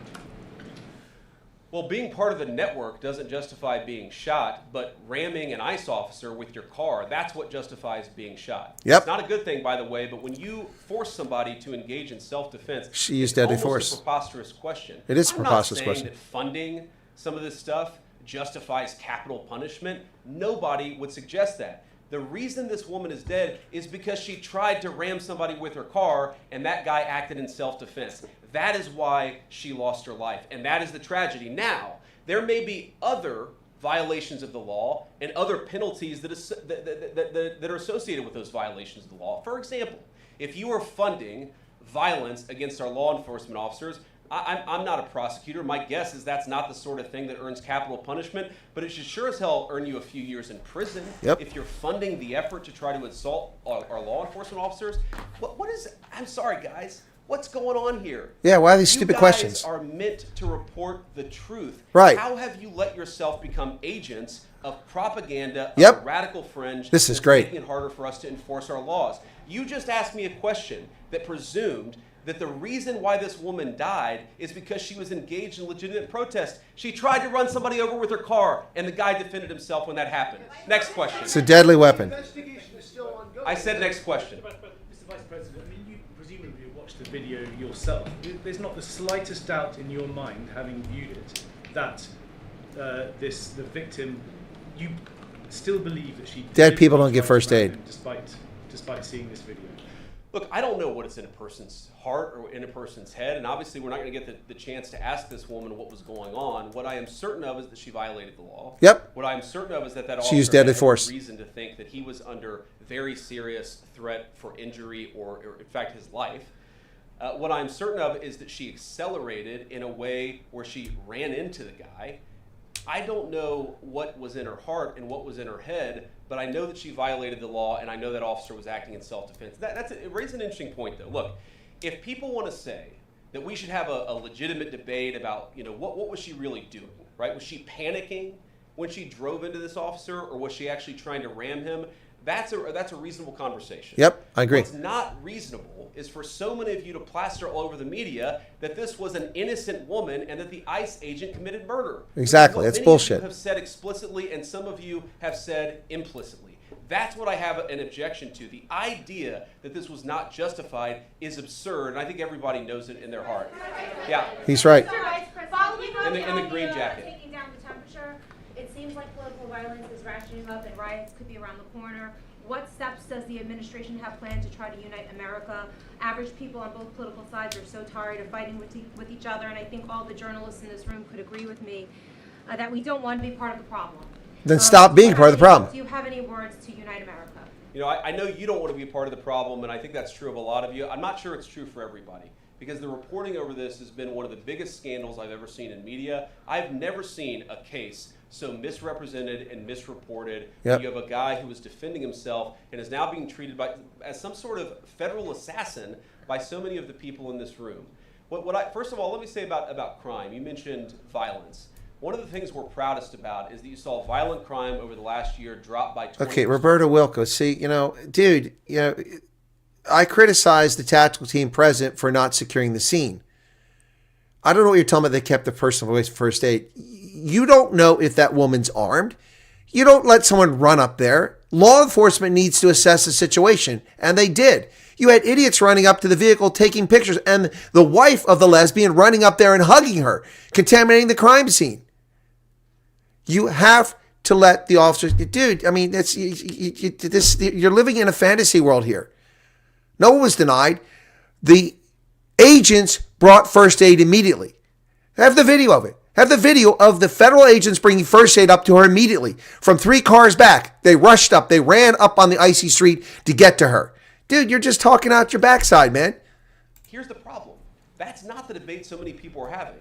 They are actively covering for people who are committing acts of violence against federal law enforcement. It is preposterous. The way to take down the temperature is to stop it. Have your debates about policy. Attack me. Attack the President of the United States. Don't attack our law enforcement officers. They are trying to do the job the American people demanded that they do. That they are not policy actors. They are enforcing the law. They should be treated with a modicum of dignity and respect. And the fact that they're not is why incidents like yesterday. Exactly. One final point I'll make about this is, look, there's a part of me that feels very, very sad for this woman, not just because she lost her life, but because I think she is a victim of left-wing ideology. Yep. What Trump derangement young syndrome. mother shows up and decides they're going to throw their car in front of ICE officers who are enforcing legitimate law? You've got to be a little brainwashed to get to that point to where you're willing, not just to protest, that's fine, not peacefully protest, but throw your vehicle in front of legitimate law enforcement officers and drive your car into them. To get to that point, you have to be, I think, radicalized in a very, very sad way. I certainly wish that she hadn't got there. I know there's an ICE officer right now who very much wishes he was not put in the position where he had to fire a gun to defend his own life. Yeah. Thank you, Mr. Vice President. What's your message, following up on that, what's your message to the leaders in Minnesota, the governor of Minnesota, the mayor of Minneapolis, to calm down the situation on the ground, on the streets? What's your message also to those protesters who saw that video in a completely different way than you saw that video? Well, first of all, I think if you watch every angle of that video, there is one angle where if you squint, you can maybe tell yourself that it's not clear what happened. But when you look at all angles of that video, it is very clear that her vehicle went right for the guy. She actually collided with him. And yeah, so Roberta Wilco, I didn't take what you said as disrespect. I didn't take it that way. I just said you're talking out your backside because you're not understanding or you didn't see all the footage. They rushed to her care immediately. She was dead, though. They have to secure the scene. They had a very dangerous situation, which people rushing up to the vehicle and coming up from around behind them. A lot of people could have got shot and killed there, and that's why I criticized the tactical team. From Tim Walsh on down, I'd say, look, why can't you just disagree with a given piece of immigration policy without turning law enforcement into the enemy? Exactly. Think about, for example, a criminal law, where a police officer goes and arrests somebody because they violated a criminal law. If you're mad about that, go and protest the politician who passed that law. Exactly. Don't attack the police officer who's just doing their job. We had a wide open border under Joe Biden. I happen to think it's a good thing the President of the United States has closed it down. If you think that's a bad idea, criticize this administration for a policy decision. Don't attack our people for enforcing the law, because I guarantee you go to ICE, there are black people and white people, there are Democrats and Republicans, they are patriotic Americans who are trying to enforce the law. Attack me, lay off of our ICE agents. Well said. Yeah, in the blue, all the way, yeah. Yep, thank you, Mr. Vice President. You called on Tim Walsh to resign. Can you lay out the case as to why he should step down? Well, look, I think Tim Walsh should resign because it's very clear either that he knew about the fraud in Minneapolis, he knew about the welfare fraud, or at the very least he looked the other way. I mean, this is not like Lex Luthor, right? This is not movie villain fraud. This is the lowest IQ possible fraud. This is, we're going to take kids, or sorry, we're going to take the absence of kids and set up a daycare center where there are no children, and we're going to call our early childhood education center the Quality Learning Center.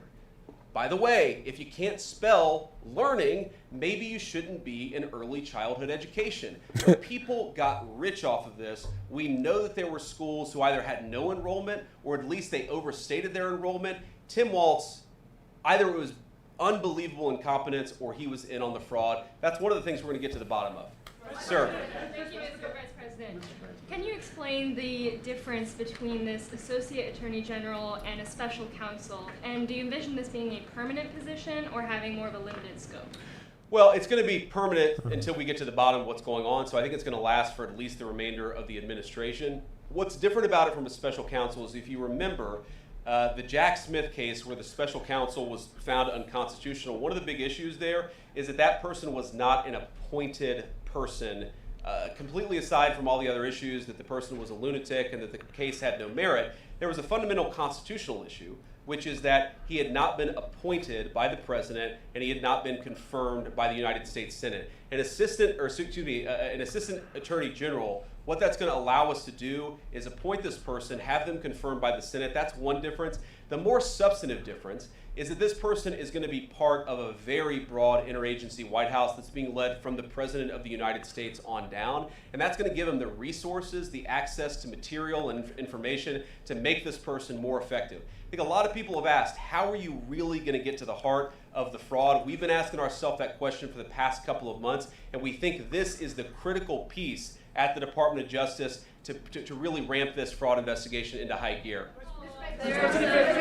In the red tie, yeah. Vice President Vance, I wanted to ask, what's your message to far leftist agitators who feel emboldened to obstruct ICE activity in Minnesota and around the country? Well, I think they shouldn't feel emboldened because now they have an assistant attorney general who is going to prosecute and investigate their fraud and their violence more aggressively than it has ever been investigated in the United States of America. We are doing so much to try to find the financing networks and the domestic terrorism networks that legitimate this violence, that fund this violence, and that, of course, engage in the violence.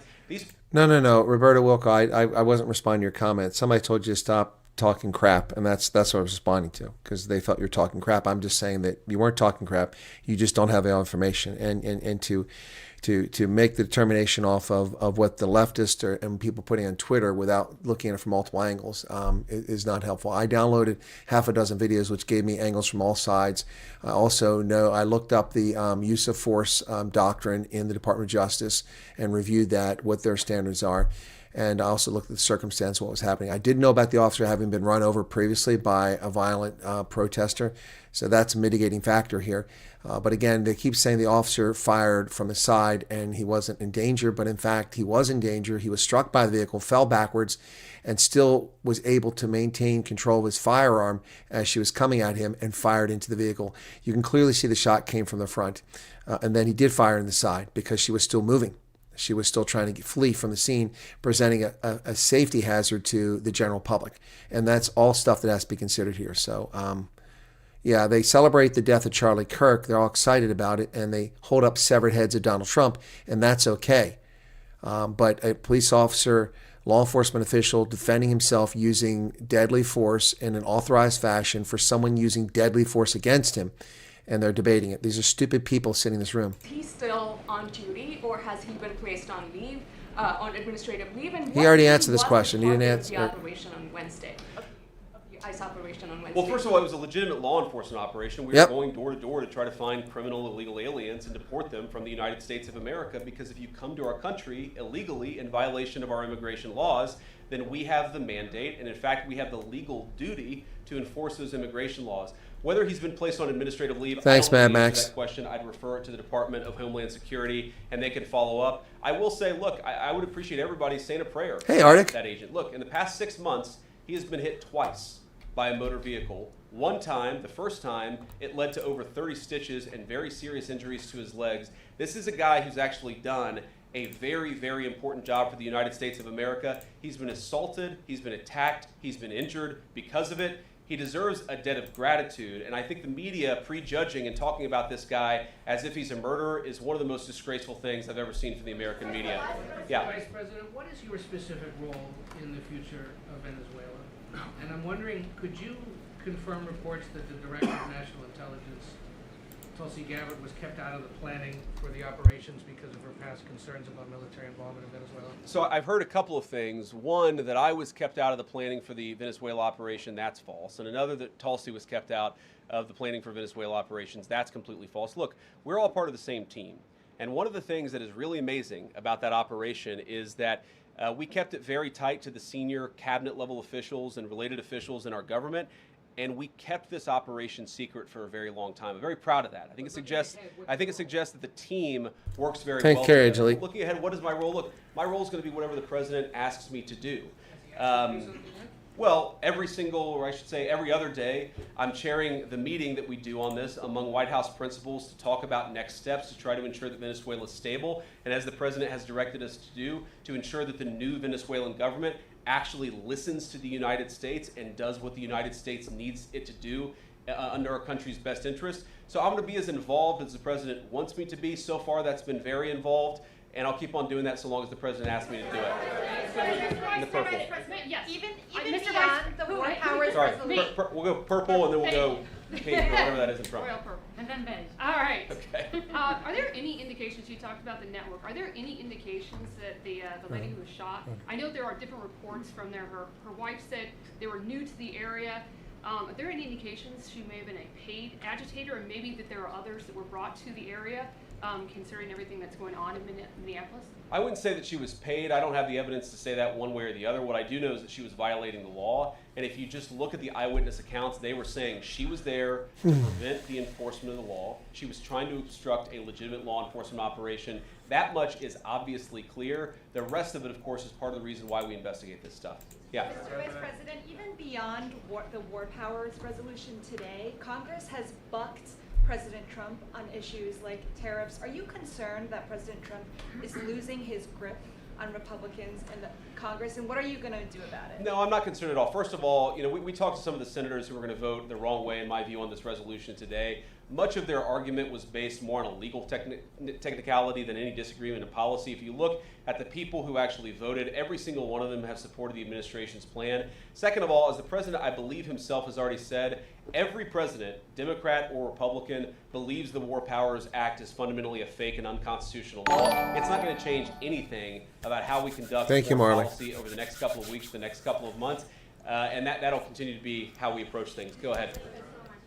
So we are seeing, regarding Iran, Correct, seeing the Kalahua. Iran these days, the cities are begging for help from the U.S. and Israel, naming streets in the city after President Trump. It seems there is an opportunity here that may not come again. Will the United States stand by the citizens of Iran? And if Israel decides to strike again the nuclear sites in Iran, is the U.S. expected to take part? Well, look, we certainly stand by anybody who's engaged in peaceful protest, anybody who's trying to exert their rights for free association and to have their voices heard. Obviously, the Iranian regime has a lot of problems, and as the President of the United States has said, the smartest thing for them to have done, it was true 2 months ago, it's true today, is for them to actually have a real negotiation with the United States about what we need to see when it comes to their nuclear program. I'll let the President speak to what we're going to do in the future, but we certainly stand with anybody across the world, including the Iranian people who are advocating for their rights. I'll take just a couple more questions. Yeah, please do. I got stuff to do. Thank you very much, Mr. Vice President. Concerning Venezuela, how would you assure the Caribbean region that they will remain a zone of peace? Because some member states in the region are concerned. Well, look, the President had a very productive phone call with the President of Colombia yesterday, and we continue to talk at all levels of government with a number of our friends in the Caribbean region. They might attack him tonight, really Roberto. Good for peace in the Caribbean, because when you take away a major source of illegal cartel revenue, the cocaine trade, the fentanyl trade, other sources of illicit revenue, you actually remove the power of one of the main destabilizing forces in Latin America and in the Caribbean. I really do think, look, we say it all the time, this is the President of Peace. One of the ways that you establish peace in your own hemisphere is to make it clear that the United States is going to be respected, that the United States is willing to take power away from criminal cartel organizations and give it to legitimate governments. That's how we see the future of the Western Hemisphere, and we think it's going to be much more peaceful than it was certainly under Joe Biden. I'll take one more question. Go ahead. Mr. Vice President, thank you. On Greenland, do you have a message for European leaders? Many in Europe reject the idea that the island could be for sale. Well, first of all, Secretary Rubio, I believe, is meeting with the leaders of Denmark and Greenland next week, I want to say it is, but maybe it's the week after that. We'll continue to deliver some of these messages in private, some of them in public, but I guess my advice to European leaders and anybody else would be to take the President of the United States seriously. What has he said about Greenland? Set to the side the crazy overreactions that I've seen from the press and from certain people in Europe. What has the President said? Number one, Greenland is really important, not just to America's missile defense, but to the world's missile defense. Yep. Number two, we know that there are hostile adversaries that have shown a lot of interest in that particular territory, that particular slice of the world. So what we're asking our European friends to do is to take the security of that landmass more seriously, because if they're not, the United States is going to have to do something about it. What that is, I'll leave that to the President as we continue to engage in diplomacy with our European friends and everybody on this particular topic. And again, thank you all for listening. Thanks for taking questions. And I just ask you, look, this is politics, and often Republicans and get in arguments with the press about things. I understand that.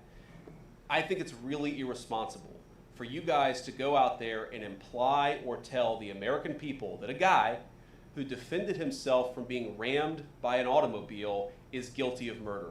Be a little bit more careful. We're going to talk about toning down the temperature, which I know the President wants to do, and I certainly want to do. One of the ways we tone down the temperature is to have a media that tells the truth. I encourage you all to do that. God bless you. Well said. Encourage you to tell the truth. That's a good start. Happy New Year, guys. Happy New Year. All right, that's Vice President Carolyn Levin started this one. That was a while ago. Thank you, Mad Max, for getting the link so I didn't have to go hunt for it. I appreciate that. Thank you for the old soldier video. That was pretty cool from my brother. There was a question I asked for the person to give it back to me at the end. I'm trying to find the question. I can't find it. Are you still here, Sarah? About the refugee program. I think it was refugee program. I asked you to ask your question again. Need to go and thank you. Not Jewish, but I've been to the odd bar mitzvah. Okay. Okay. I'm not Jewish either. I'm sorry. What, did I miss something? Do you want me to look at them now, or you just want me not forget, Marley? Where is my darn email at? It's not that tab. Hang on, I'll find another one here. Is it this one here? Not that one. Not that one. Come on, it's got to be in one of these. I hate opening up and then I have 35 emails opened. Not there either. What the heck? Okay, I'm going to have to open up more. I'll do it from the Bill and Pets room, and I'll do it from there. Okay, Gmail, and this is from Marley. You had attachments, as I recall. It was easy to see, but I've got tons more that have come in since then. Oh, my goodness. I'm going to have to look for it. There's a whole freaking 50 emails came in today. Marley.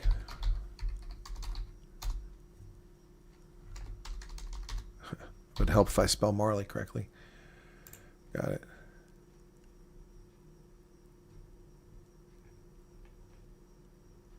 No, that's not it. Shoot.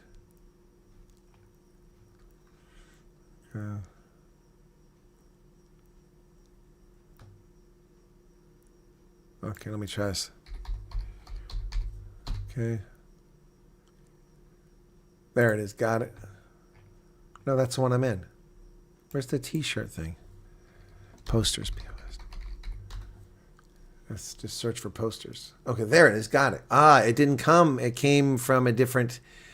Okay. All right. It came from a different address. Okay. Yeah, I saw those. I didn't like the color scheme, the green. Let me see. Why is it not opening? Oh, it did open. It opened at the bottom. Sorry. Looks pretty cool. I mean, it's well done. Here, I'll show that. Can I show it to people, Marley? Can I show it? Do you still hear Marley? Can I show it? Well, I mean, I think I can show it. Oh, yeah. Thank you for the double screen. Yeah, I forgot about taking the little one out there. Does that give me vertigo? Sorry about that. Yeah, it was Andrew asked this question. Yeah, Andrew. Andrew, you still here? Andrew Knoll, I think it was. Thank you. It was a question. Yeah. Andrew, please ask your question. I'll try to answer it.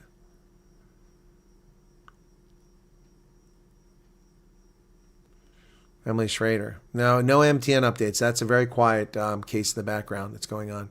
5 cases. So there it is. That's what Marley put together. Wanted to post her, but I want to. Oh, I see why it's green. Okay, I didn't see that. It's a Springbok. That's fine. You can leave it at green. That's fine. Okay, I didn't see it. Independent, unstoppable, uncensored. Okay, my bad, Marley. No. The color is great. I get why it's green now. It's green and gold for the Springboks. That's pretty cool. That's pretty darn cool. Sipping Truth Daily. Look at that, man. I just saw the small version. Yeah. Look at that. Everybody likes it. They all want this merch, man.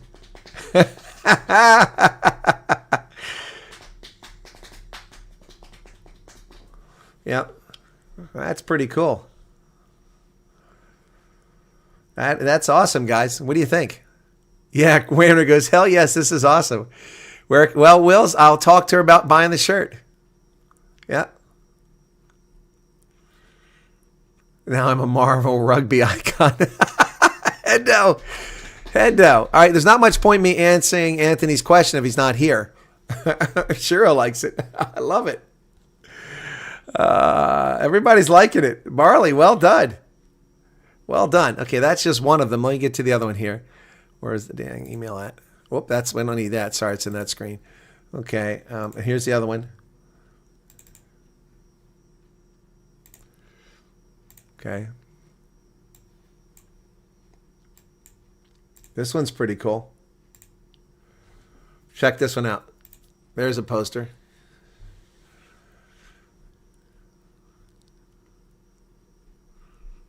You might change that one to free speech, truthful journalism if you can make it fit.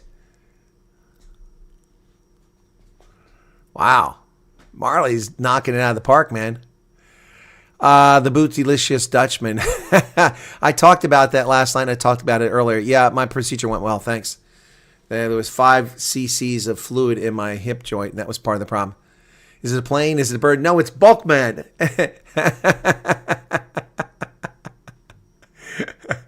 Yeah, that one's pretty cool too, man. Let's get out of that. Okay, I like that. I like that. That's awesome. Okay, that's those, but there was another one there. So, here's another one. Okay. Oh, no, it's the same one 3 times. Okay, it looked different there. Okay. Okay, let me. There was a second one. Hang on. Did you send me some more? Oh, no, it's the same one. You resent the same email. Okay. Those are awesome. All right, Marley, I'll talk to you. It looks like we got a hit there.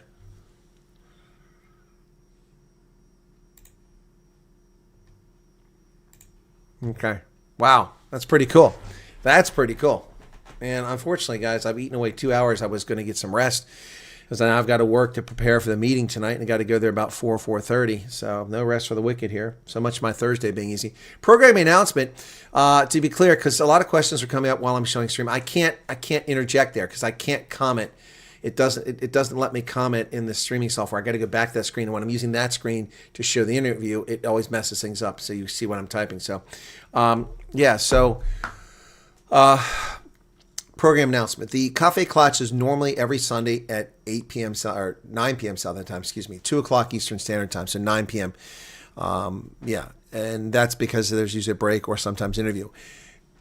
The news is at 6, then that gives me time, 7:30, to prep for it and also get everything sorted. So it's usually, it also depends where people are in the U.S. sometimes too.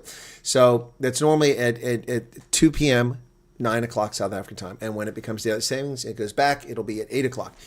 That's normally, but it isn't every time because I can't always do it. This past Sunday, I was in Gettysburg with the refugees, so I couldn't do it that way. We had to do a late stream. 2C TV is now reporting on it now. So, my goodness, I can't go anywhere with this story. That's Kali Creel. You gave me the Kali Creel link. Those are Kali. Fix the link. Don't send another super chat. Wait a second. Why is 2C showing up? Hang on a second. Hang on. Let me try that again. Go to the site. Okay. It took me the wrong one. It took me 2C this time. Security forces have been withdrawn from the streets, replaced by to mass secure the Iranian people across the country. Iranians need president's help. Uh-oh. Uh-oh. Uh-oh. Uh-oh, folks. You're welcome for the awesome live. Okay, Marley, I can't get back to talking to you about this until the weekend. I mean, Maybe tomorrow I might get lucky and get some free time, but my time is not mine because of all the stuff I do for people. All right, so for earlier, no, 123.5. No, we got more than that. We got 600 something. 120,672 subscribers, Wills. So earlier, first off, someone said it correctly. I'm not mad. I'm just passionate about these things. I'm passionate about helping people. I'm passionate about the truth and getting the right result. So I'm passionate. If people mistake that for anger, if I'm angry, you'll know I'm angry. So the louder voice and the animated responses sometimes, and even the profanity, is fire for effect. It's intended to get people's attention because people aren't listening. They're hearing what they want to hear. And so I do that intentionally. If that offends some people, I'm sorry if it offends you. But I'm not going to change that. It's my program, and if it means I have 5 viewers, then I have 5 viewers. It shouldn't offend people because it's not directed at anyone. If it's directed at you, you'll know it. And it gets directed at a few trolls here and there. But as I've said a million times on this program, what you put in chat, even if your first language is English, doesn't always come out correctly because you're limited in characters. And that's oftentimes I'm coming back, what? What are you saying? I can't answer your question. Or did you mean that about me? So people shouldn't be upset. Also, people shouldn't take things personally unless I tell you it's personal. Whatever happened with Anna, I don't know. She made a 350 Rand super chat. I was shocked. I was like, well, thanks. That's very kind of her. Now, how is it that I hate this woman when I stopped my broadcast a couple of weeks ago when her car broke down in a very dangerous neighborhood of Joburg East? And I went to the Wyatt Army and interrupted what I was doing and made a call and asked for people to help. Made a video and said, we need help. We did it live too. So we need help. Anybody can help her. And then we got all these people volunteering to help. We had someone who hosted her and her family who were jammed in that tiny car. I think 7 people or something like that, and took them to their family and then went and got their car repaired in the morning while they were off giving their interviews. If I hate Anna, why would I waste my time on that? Why would I bother? Why would I bother? I think that what happens here is that South Africans, many of you, are so accustomed to people beating you down that you presume that when someone engages with you, if it doesn't sound like sunshine and roses, then it must be mean. It's not mean, okay? All right? You need to chill. All right? And Anna felt the need to give 14 Rand super chat, and I missed that one later on, saying, I guess I can't say anything. Of course you can say things.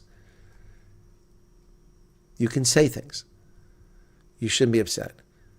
By the way, I need to share this right now, okay? And I did. Let me look and see if I get a response on, okay?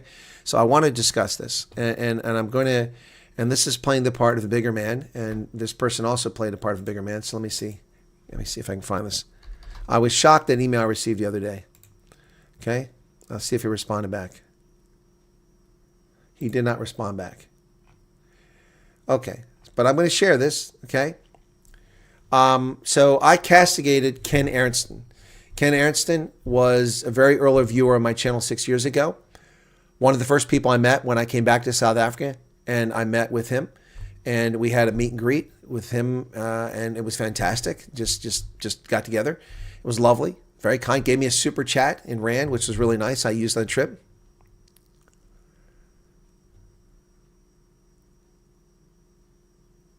Well, Arctic, that's why I didn't say much about the super chat. I was very confused about that, why that happened. I didn't understand that. Yeah, Arctic, I'm with you 100%, but I didn't want to focus on that. I mean, I didn't want to bring it back up because I figured people would complain to her that, so I didn't want to bring that up. I mean, if I hated her, I could have said, what are you doing? Give me money. I thought you were broke. So I didn't do that because, I mean, it's not germane. Anyway, so Ken Aronston was on the program. Ken was with the program for a while. He was a huge supporter. He gave a number of super chats, had some nice comments. He was kind of, before Charles Van Olsen was the voice of reason, he was kind of sort of a voice of reason there. And then Ken got all bent out of shape and disappeared, and I didn't know what happened to him. And I saw him on other channels. I'm like, oh, Ken, you're still alive. I thought something happened to you. And he said, no, I just don't watch your channel anymore. I didn't like what you said or something like that. I don't remember exactly what happened, but that was after a year. And I'm like, that's fine. That's your choice. And then he just was gone for like 3 years. And then he came back and he was there for a while. And it was great to see him back and I welcomed him back. And then he disappeared again. But then recently he was on another channel and he was saying crap about me. He said nasty crap about me. It was utter nonsense. Yep. So when people were attacking me, I called him out specifically. I said, piss off. You don't need to be on the channel anymore. Out of the blue, on January 6th, Ken Aronson wrote to me and said, it may surprise you, but I still follow your very insightful and accurate commentaries on many different platforms. You are never proved wrong. I thought he was being facetious, but it was an exclamation part, but he wasn't. He said, let bygones be bygones. Regards, Ken. It was big of him to do that. Thank you, Michelle, for 35 rand, just for me, awesome and straight to the point. My response to Ken was, Ken, I'm happy to let bygones be bygones. Now, for those who heard me, I ripped on him because that was such an unnecessary betrayal. And it's just, why? I don't deserve that treatment. You don't agree with what I say, and so you badmouth me and run me down to other people? But I said, I'm happy to let bygones be bygones, provided you do not badmouth me on other platforms. Fair enough? That seems fair, right? I think that's very magnanimous of me. I have a very fond memory of meeting you at blank. I prefer to cherish that experience and hopefully eventually repeat it. So I'm saying I'd like to see him again. I'm fine letting bygones be bygones. If you come back in the chat, I will announce we've moved on and welcome you back. So Ken, if you're here, you welcome back. I don't know if you're here. I think that's very magnanimous of me. Also, I think it's very big of him to come in there. Of course, I don't know if he actually... I just told people in this broadcast, did I not? See, I just told people in this broadcast earlier, and I said it in the last four broadcasts, four broadcasts, over the Night Owls and News the past few days, that there's no real need for me to send you the questionnaire. Do you know why? Because the questions that we sent to you in that questionnaire that we formulated, Hendo did most of the work back in February, they're all asked for the most part in the intake questionnaire. So you're not preparing. Your preparation is reading the screen. Oh, I got to tell them emails I've had for the last 10 years. Oh, I've got to tell them this. So you don't need the question. And what did I just get? 2:08 p.m., 13 minutes ago. Hi, Chris. Is it possible to forward me some of the possible questions can be asked in the interview? No, it's not. It's not. It's not.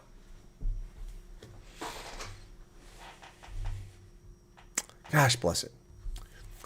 Sam Slabber says, thank you for the content. Always said charity starts at home. Hendo sharing the Discord. Many Afrikaners got Yanni syndrome. Okay, exactly. I remember that live. Awful weather that night, too. Yep, Karen. Not one person. We see it often. Yeah, no, it's true. From Afrikaner, German, Jewish, Scotsman. My grandmother was German Jew. My grandfather was Scottish, South African. Robbie, Second World War II veteran. I'll salute to your grandfather. Confused about, so. Yeah, South Africans getting culture shock when their bosses start talking loud to them and straightforward and embrace it, get used to it, and stop being bumhurt. Yep. Your eyes become more silvery when you're upset. Do they really?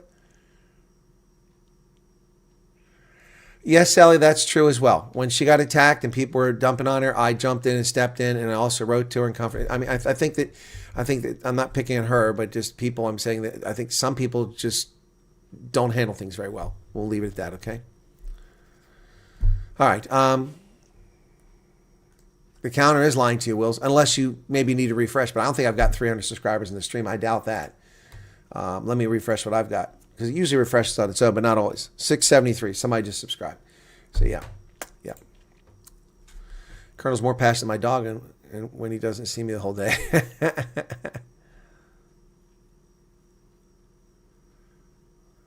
My daughter is grade 10 this year. Congratulations, Charles. How are we doing on likes? I didn't look at that. We've been at this for over 3 hours, guys, because these press interviews. We got 1,092 likes. That's pretty cool. Still 500 people here at this late hour.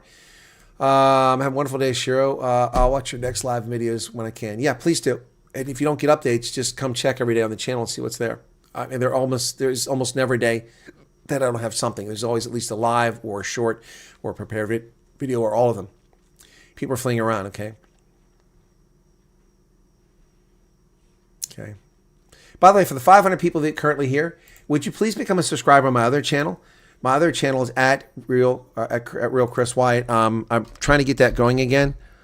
I'm putting a little effort into, especially with all this stuff that's related to the U.S. going on. So let me get you the channel link, okay? I actually have a gain in subscribers this month. That's only the second time since I got the channel back after they illegitimately took it away from me in 2021. I got it back in 2023, and I've only had 1 month where I've gained subscribers. Every other month I've lost it. Okay, paste. Expats, Pen, what happened to your message there, man? Anyway, there's the there you go. Okay.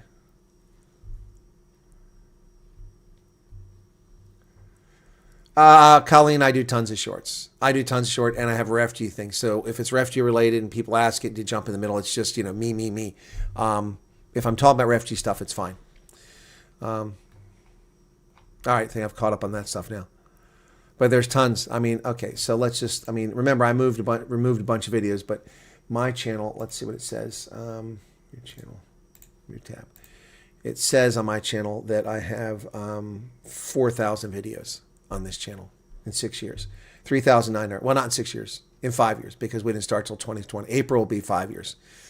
3,900 videos. That's what, at least 800 videos per year? That's 2.5 videos per day. That's shorts, that's prepared, that's lives. Yep. Is there a spelling mistake on the merch? What's the spelling mistake? I didn't see it. I didn't see it, Antoinette. Oh, you mean, or my spelling recommendation. That was a mistake.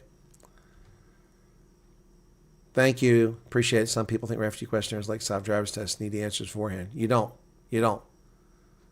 Captain America. People should relax by the interviews. There's no cheat sheet. Just speak the truth. Exactly, Trumpicaner. Please come visit Cape Town again, says Sam. Would love to meet you. We're in Blueberg. Oh my goodness. I've been there many times. I go to the Kapstadt Brauerei there all the time. We had a meet and greet there last time with 60 people, I think it was. 40 to 60 people. That's when that guy flew down from Zimbabwe and was all like, demanding attention. He kept interrupting everybody. And I'm like, dude, finally somebody said, look, you're being disrespectful and rude. The colonel is trying to answer people's questions. You're monopolizing and asking dumbass questions. You need to leave. And somebody said that. I'm like, woo, that guy was out of control. Was anybody at the Blueberg one we did last time when we had Zion Simon there, from the Bride-Brookie girl? She and her dad and her boyfriend were there, and we did some footage outside and made some videos, and we did, that was a wild one. Yep. But I go there all the time. Yeah, Dan Corder has moved on. I heard that. But yeah, I love coming to that area. It's getting spicy there too, though. Please print your PayPal info and put it behind you or add it to your script. Okay, Lana, I should do that, but nobody reads that script. All the time I get people jumping into things saying, "What about this? What about this?" I'm like, "It's below the video," and they're like, "Huh?" Yeah, but okay, PayPal. But I'll put it up right now if anybody wants it right now. PayPal. There you go. And remember, there's someone impersonating me on PayPal. They have a picture of me at the castle on Cape Town. It says, and the address says @Colonel Chris Wyatt, which is my YouTube channel. I don't have. That's not me. That's fraud. I already told PayPal about it. They've done nothing about it. This is the only email address. If you send it this email address right there, Outlook, that's me. That I only use, and don't send me what refugee questions, or you want to ask about taking pets over, or you want to ask about my thoughts on Kristi Noem. Is she hot? I don't think she's hot. She's attractive. Carolyn Levitt, she's very attractive. Is she hot? I don't think she's hot. Sydney Sweeney, damn Skippy. That woman is hot. Anyway, that email is only for Outlook and only for you to send me something. I do no communication in it. So if you send me something, it's just going to be ignored because I only go in there like once or twice a month. Now I've got a scam from Tennessee calling me up here. Okay. Yep. So, there it is. That's that. If you want to do this, PayPal. If you guys like doing PayPal, I really appreciate it. If you're in America, they don't take any of the money. If you use U.S. currency. From South Africa, they take 2 to 4%, which is a lot better than YouTube. So if you want to do it, thank you for that. Okay. Cool beans. All right. Colonel, did you put your CSC up? What is that? What is CSC? Sorry, I'm lost. Hank Adrian said, you've been around for a long time, man. And you're on the old channel. Yeah, it's so great that it's back. But it's been 2 years, hasn't gone very far. 6 beer girls except Sydney Sweeney. Exactly. Yeah, PayPal is way easier and less bank charges. Yep, and it's fantastic. And it comes like that. With YouTube, if you give me a super chat today on January 8th, I won't see that until February 21st. If you give me a super chat on January 1st, I won't see that till February 21st or 23rd. 23rd. 7 weeks later. After they take 30%. 7 weeks. So people gave me super chats in December. I haven't seen them. I won't see them until January 23rd. Because they hold on to your money forever. They hold on for 3 weeks after the end of the period. No reason for it. That's just they do. They make money off the interest on it. And it's shameful. It's 7 weeks in arrears. Yeah, don't use internal currency conversion. Yeah.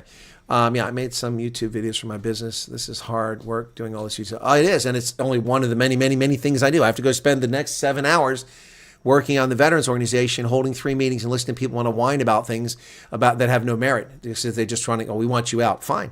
Let someone else do it. Okay, thank you, Anton. I'll have to look at it when I get a chance. Superman book. Pam Bondi's beautiful. Okay. Yeah, I guess.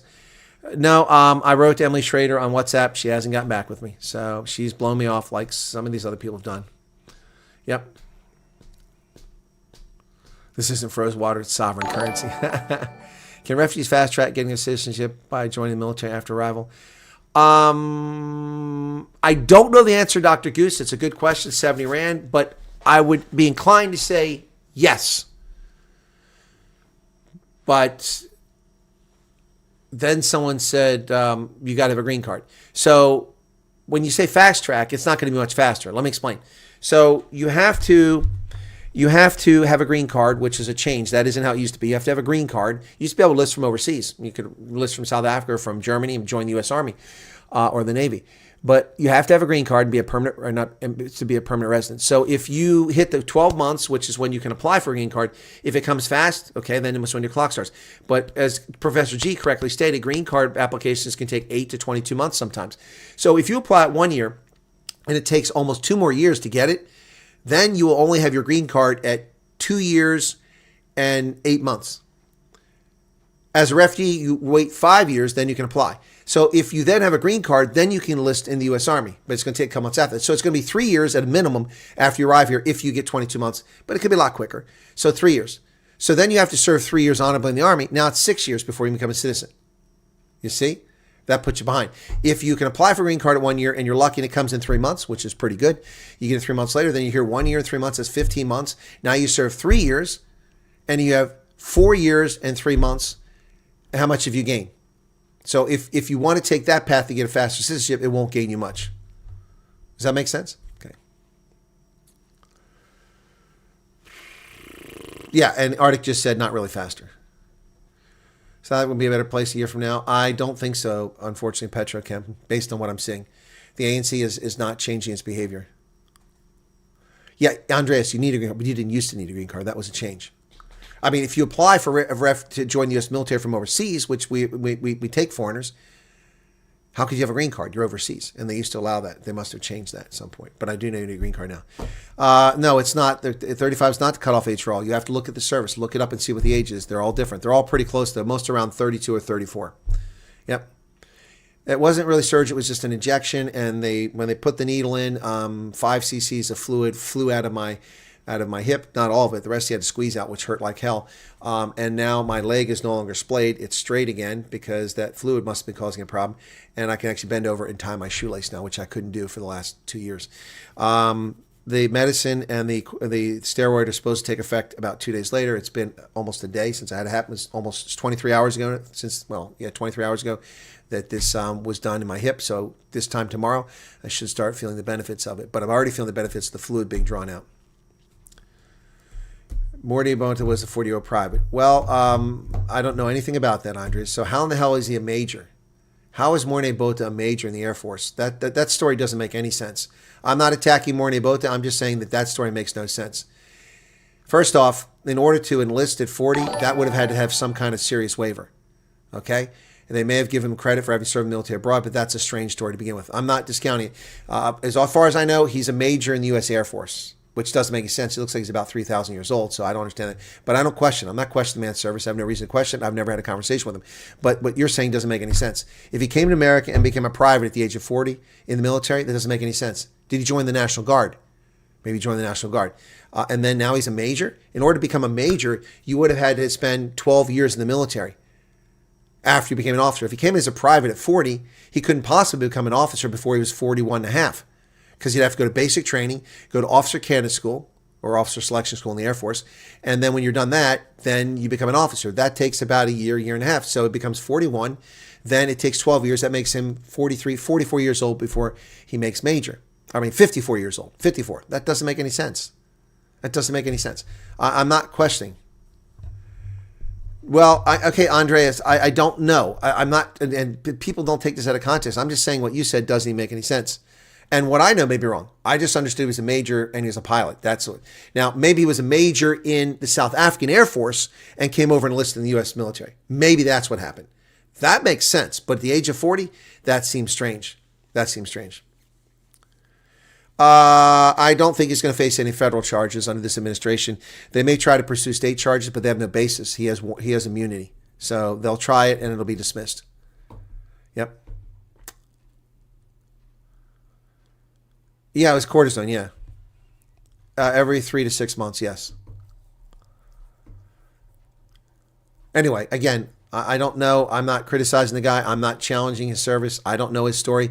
All I know is what a little bit I've seen. Look, when he speaks Afrikaans, I can understand. I started watching this video the other day, and I'm like, I understood the first 5 minutes. I was good to go, almost every word he said. Some folks, I can't, man. They got that, Transvaal accent. Werner Kruger. All right, well, we really got to end here, folks. Really, really got to end. This is crazy how much time I spent on this today. I appreciate you guys are a fantastic audience. 59 years old. Okay. All right. For excellent live session, keeping us well informed broadcast, the perfect companion while I'm working late night. All right, Tulips, thank you for being there. Appreciate it. Yeah, I can't call tonight. I've got 7 more hours of work and then a night owls. And then I've got to prepare for rugby this weekend. And I've got to get back to doing my itemized for my taxes. I have to pay. If I owe money, I have 1 week to pay what I owe so I don't get hit with a fine. And right now, I might owe $3,000. Just depends how much I can deduct from my expenses. So I got to get the expenses done. So I have a rough estimate. Alrighty, guys, that's going to be it. Take care. Thanks for being here. Oof. All right. Oh, man, what a day. I need to drink, but I can't. Popped you an email. Okay.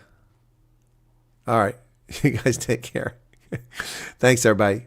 I do appreciate my viewers, and I do appreciate the feedback, and I do appreciate the comments. And unless you're intentionally mean or disrespectful, nothing malicious is meant at you. And even some of those people, I give them a free pass. All right, cool. And don't mistake passion for anger. They're not the same thing. They may appear to be the same thing for those who are uninitiated. All right, Shiro, are you new to the channel? Good to see you there. Thanks for joining us. Bye-bye, everybody. God bless.